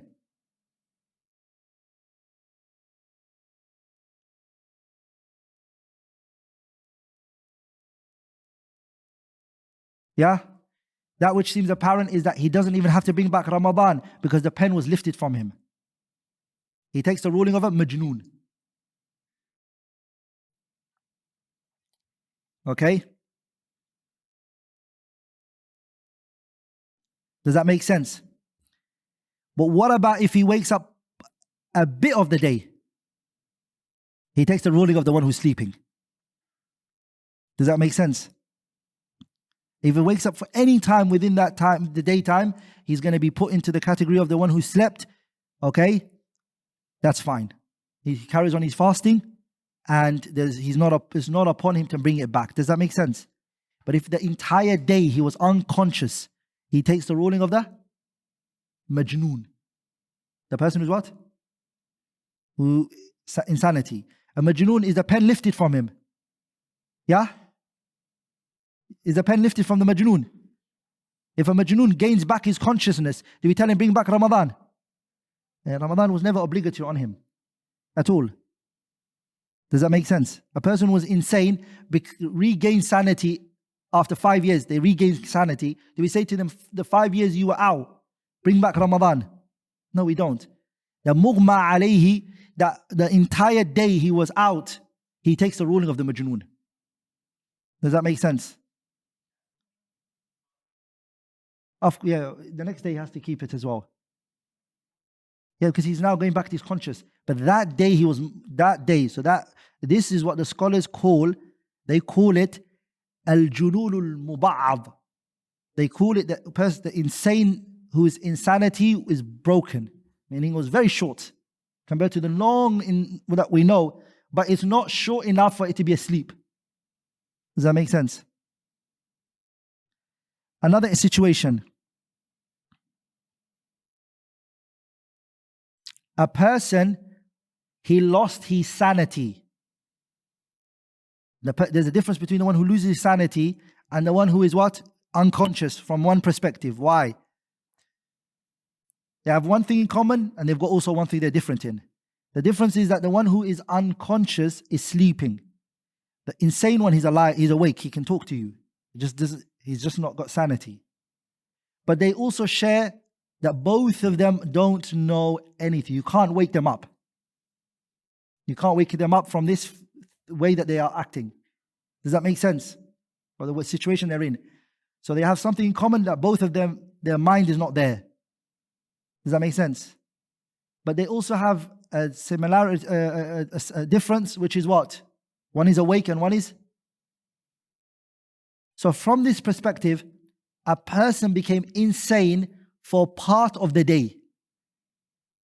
Half of the day, he was insane.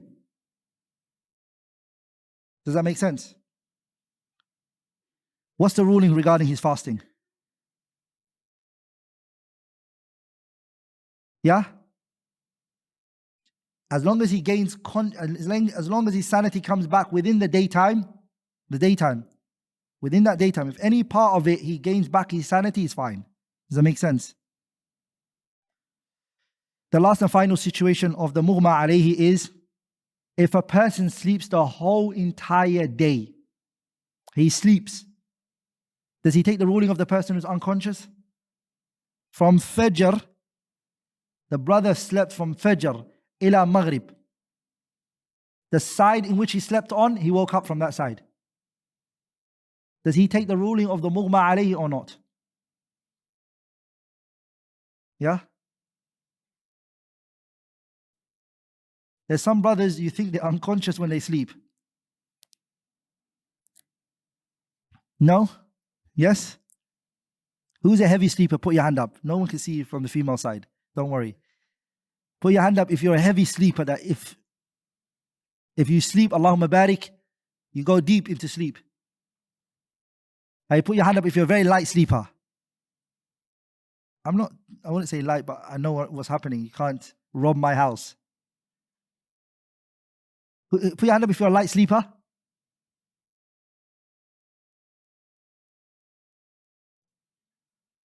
So pay attention here. The person who sleeps the whole entire day is not considered an unconscious person, because you can wake him up. Even if it's a bit of effort, you can wake him up and his aql hasn't gone. His aql hasn't gone, he's just in a deep sleep. So he won't take the ruling of al-mughma alayhi, and that's the strongest opinion. Wallahu a'la wa a'lam. And anyone have any questions? Ay habibi. Yeah?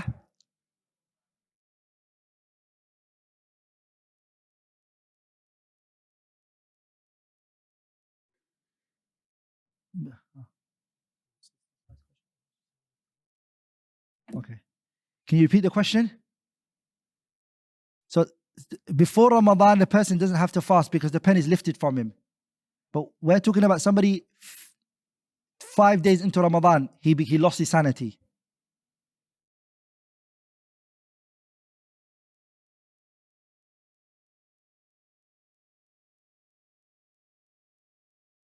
No. It's like the person who came to the city as a traveler and he was not fasting, and the people of the city is fasting. Same ruling. Any other question from the brothers? Ahmed. Sisters, inshallah ta'ala, if we can listen to the questions and then you guys can ask questions, inshallah, please. Yeah?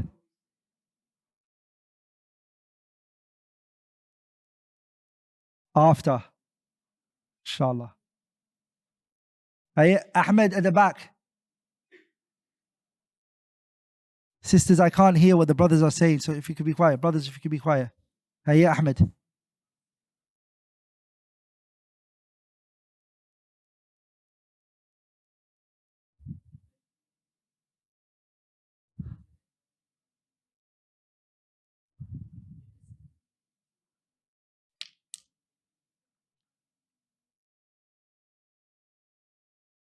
For the month of Ramadan. What, for the month of Ramadan? Inshallah, let them listen to it, inshallah ta'ala. Let them listen to the Arabic recitation of the Qur'an, inshallah. Yeah. The brother at the back, ha. Yes.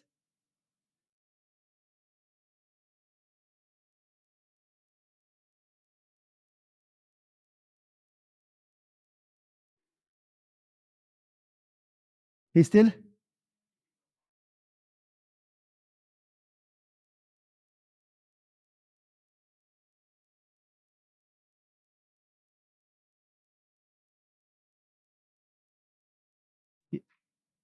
No, it's not wajib, of course, and it's not good for him to fast as well.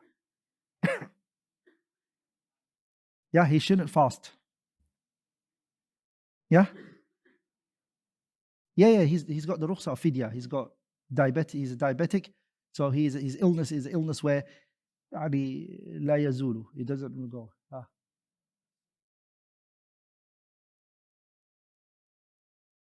When the Yes, when the worry is for the child,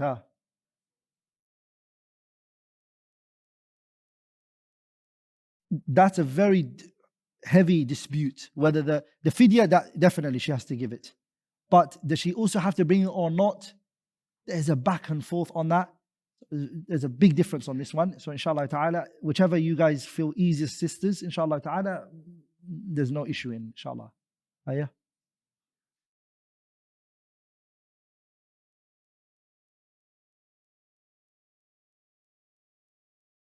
Yeah.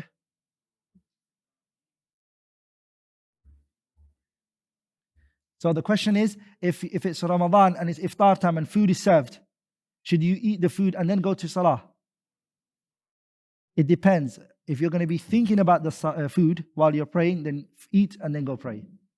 If you're not, and mashallah, a date and water is enough and you can go and come back, and you're not going to focus on the food, then go and pray and come back. It depends on if you're going to be distracted or not. There was a brother who put his hand up here. I wanted to. Yes, Faddal. I can't hear you. What about if someone here? If someone is what? Possessed by a? Yeah, this is a good question for Sheikh Tim. Sheikh Tim will answer that question, inshallah ta'ala. La yufti wal malik fil Medina, they used to say, right? You don't give fatwa when Imam Malik is in the city. So this is Sheikh Tim's field of expertise. Faddal.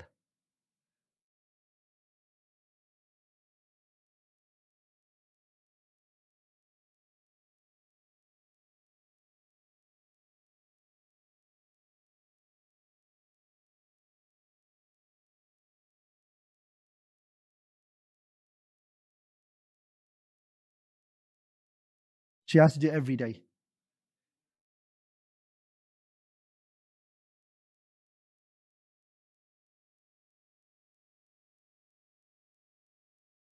It depends on who she fears it for, herself or the child.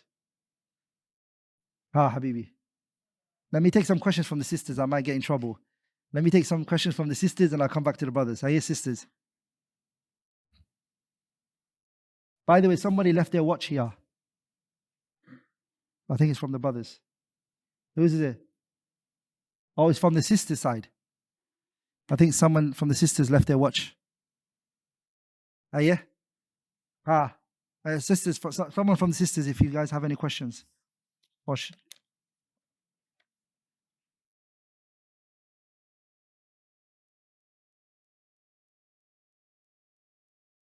Yeah? Yeah, I can hear. Can I read it out? Okay, let me read out the question that's written. Does a woman need to make up her fasts up due to periods first, or can she do her Shawaal fast first, then her missed ones? Okay, this is a good question. If a sister missed, how many days of Shawaal do we normally fast? 6 days. if you subtract, let's say the month is 30 days. If you subtract 6 from 30, you're left with what? 24, right? If you have more than 24 days outstanding from Ramadan, then what you should do is you can do the Shawaal first and then go to Ramadan. Does that make sense?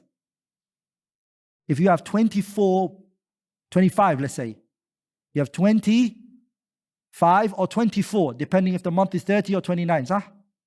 So 24 or 25 days of Ramadan is outstanding. You were sick, or more. Let's say you didn't fast the entire month because you were sick. And then half the 15th day of Shawaal, you felt better. You said, now I want to fast the 6 days of Shawaal because I can, I'm healthy now. Then we'll say to you, fast the 6 days of Shawaal first and then bring back Ramadan until next year of Ramadan. But let's say you missed only 4 days of Ramadan. You can, within the month of Shawaal, you can fast these 4 days and fast the 6 days. Sah? Can you not? So if you can do both, do both. Does that make sense?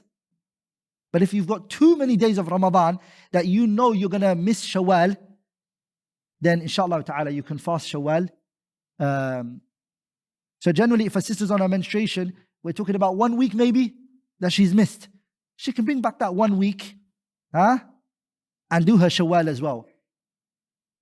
If she says, I physically, after fasting those many days of Ramadan, I physically can't add a week and plus 6 days, it might be hard for me, then inshallah ta'ala, no problem. Bring back your Ramadan after Shawaal, and you can benefit from these 6 days of, because our mother Aisha, when she fasted her Ramadan on Shawaal, why am I saying Shawaal? Sha'ban. Our mother Aisha, when she used to bring back her fasting in Sha'ban, what does that mean? And we know that she was fasting the 6 days of Shawaal. What does that mean? She put the Shawaal before the what? The days of Ramadan she was missing. So it's allowed, but it's better to always put the wajib before the what? Sunnah.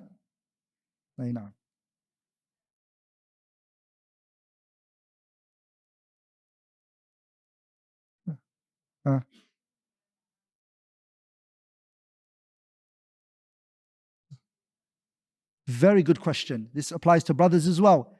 Let's say a brother or a sister, they started to take the religion very serious later in their life, and they know they've missed so many Ramadans that they haven't fasted. What should they do? They should fast every Mondays and Thursdays for as long as they live, inshallah. They should try to fast every Mondays and Thursday, hoping inshallah ta'ala that would wipe it off. And the 3 days of what?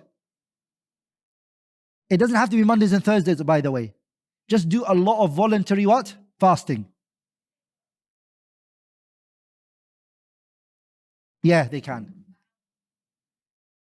Just give as much as Allah subhanahu wa ta'ala gives you. There's nothing that can be said. You just have to intend. By the way, Allah's mercy is greater than our sins, right? So Allah is merciful, but on your side, you should just try your best, inshallah ta'ala. Fattaqullaha mastata'tum. Fear Allah as much as you can. Yeah?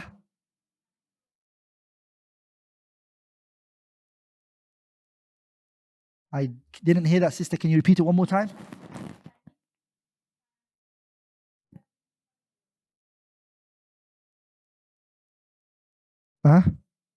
Yes?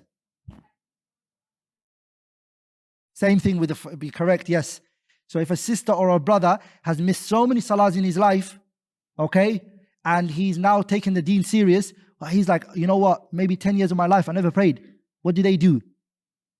The sunnah before Fajr and the one after Dhuhr and before Dhuhr and the one after Maghrib and the one after Isha and the night prayer. Pray as much voluntary prayers as you can possibly think of, hoping inshallah it overcompensates inshallah ta'ala for the missed prayers. Does that make sense? Or that it compensates for the missed prayers. Does that make sense? Because what does the hadith say? أَوَّلُ مَا يُحَاسَبُ بِالْعَبْدِ يَوْمَ الْقِيَامَةِ الصَّلَاةِ. The first thing that we're going to be accounted for the day of judgment is what? Our prayer. فإن صلحت صلح سائر عمله وإن فسدت فسد سائر عمله. If your salah is corrupt, يعني your other actions are going to be corrupt. And if your salah is good, your other actions are going to be good. The narration says, فإن نقصت صلاته. If your salah is short, it will be said, هل له من تطوع. Does a person have any voluntary acts? صح? That's what the narration says. And if he has any voluntary act, Allah will use that voluntary prayers to what? By the way, this issue of praying sunnah is not only for the one who missed prayers. Even the one who knows he prayed, your salah might be deficient. Does that make sense? You might have not prayed properly. Sunnah is always to have it as backup. It's very important to have those sunnah as backup. So when a salah is missing, 10 other salahs, mashallah, is there for you. Does that make sense? You do not want to fall short the day of judgment. May Allah protect us.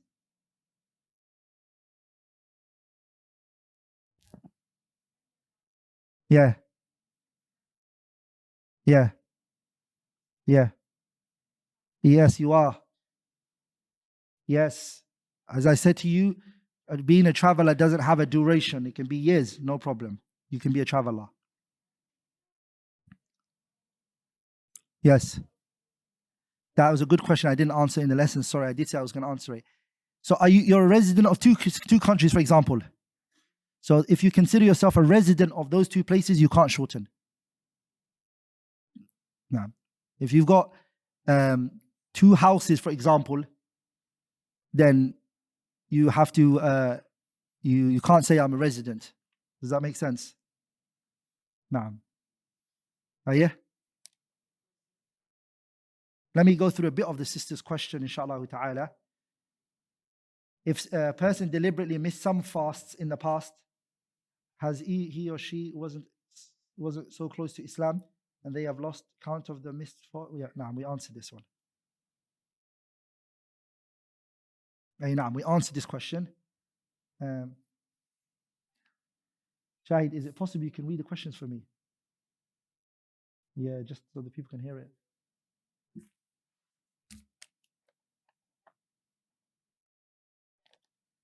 So this question came first, and this second, and then third this one, and then fourth this one. Just take it quickly, I'll answer it. Okay, the first question. Can't you convert the intention for a fard salah into a voluntary salah? Like when Rasul sallallahu alayhi wa sallam asked the man to join the one praying alone. When he said to him, combine what? In the salah, you combine it. The fasting you can't. Second question. If I am holding my plate in my hands, can I finish everything in the plate or the bowl?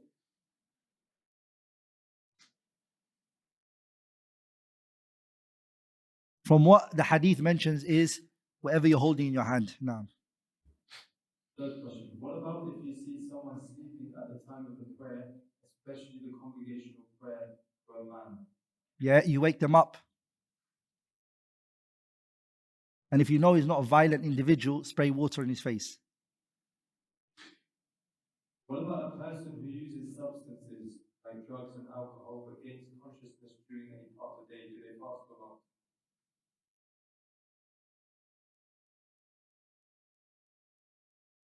But they're taking drugs at the daytime. Maybe they took it before.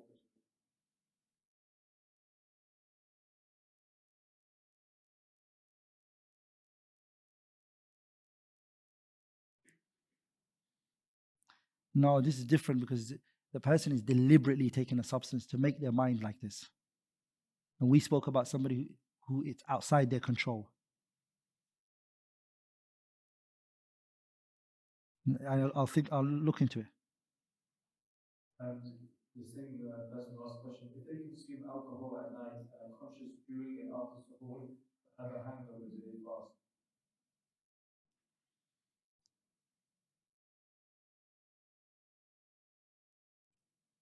A hangover is what? What the person who's got hangover would.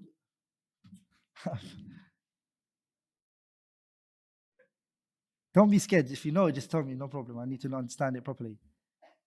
I just know it as somebody who's vomiting. But is there more to hangover other than vomiting?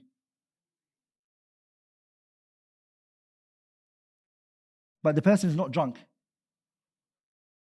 So the person is, so then after Fajr, the person, but he's conscious, he knows everything, right?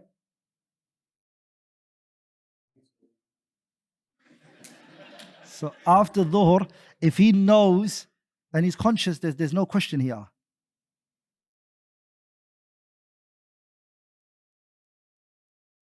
Yeah, but he's not making himself vomit. Wallahi, I can't answer for somebody who's drinking alcohol in Ramadan. Yeah, I don't know what to say. A person came to Abu Hanifa rahimahullah and he said, Imam Abu Hanifa, what's the reward of if you do one good deed, well, how much is it? Yani one righteous deed, how much is it? It's 10, right? It's multiplied by 10. And it can be increased more than that, right? And how much is a sin? 1. So someone came to Abu Hanifa and he said, if I steal, it's 1 sin. If I give sadaqah, it's how much? 10. So the money I stole, if I give it, subtract the 1 sin from it, how much am I left with? I'm left with 9. Do you get it? Is that a good question? And Imam Abu Hanifa was very smart. He said, who said that your 10 was accepted in the first place? Sah? You stole the money. So some questions are the base of the question is what?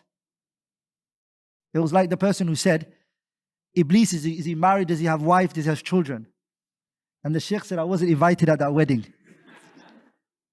Sah? No. So the base of the question, you're drinking alcohol in Ramadan, so we have to accept that and say, okay, that's fine. But then what happened after that? And then we shouldn't accept the fact that the person is what? Is drinking alcohol in the first place. Shouldn't be drinking alcohol. No. Some people commute to Abu Dhabi every day and they don't consider it to be travel. How do you reconcile this with what was mentioned? The person individually can't determine what is traveling. Does that make sense? The issue of what is traveling is determined, as I said to you, by the custom of the people. It's not individuals. The custom of the people. You ask the people, if they say it's traveling, it's traveling. But if you think I do this every day, I'm fine with this, then mashallah, you can pray your salah normal, but shara'an you have rukhsa.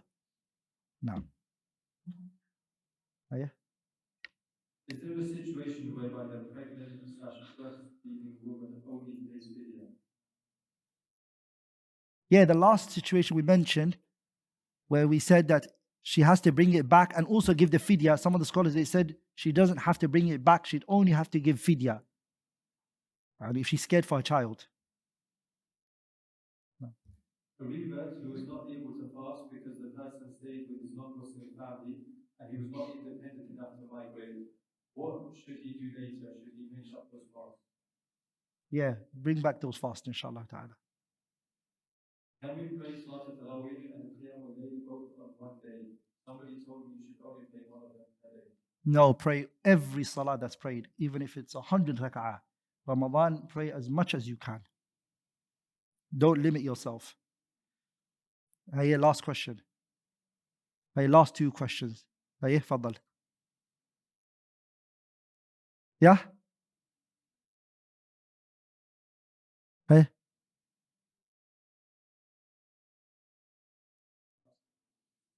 No. I heard it, don't worry. Yeah, the month of Ramadan, the Sahabas were fasting the Battle of Badr. The Battle of Badr was what month? When the Sahabas were fasting. Last question.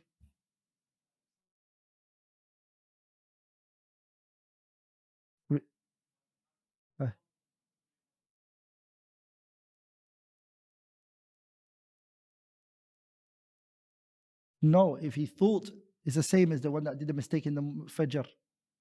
So all he has to do is, the minute he finds out that he missed it, he's just going to be a person who's mukhti. That's it, he did a mistake. But what he has to do is withhold for what's left. No, his fasting is not broken. رَبَّنَا لَا تُؤَاخِذْنَا إِن نَسِينَا أَوْ أخْطَأْنَا. And then the hadith Sahih Muslim says, قَدْ فَعَلْتُ, I did that. Okay, we've got 1 more minute for Salah here. Don't fast on a Friday by itself unless you fast another day with it. No, you're not allowed to, it's haram. No. I just wanted to say, Barakallahu feekum. May Allah bless you all. Was my seminar, was it clear? Honestly, was I going off track? Was it understandable? Are you guys sure? Or just saying as you said?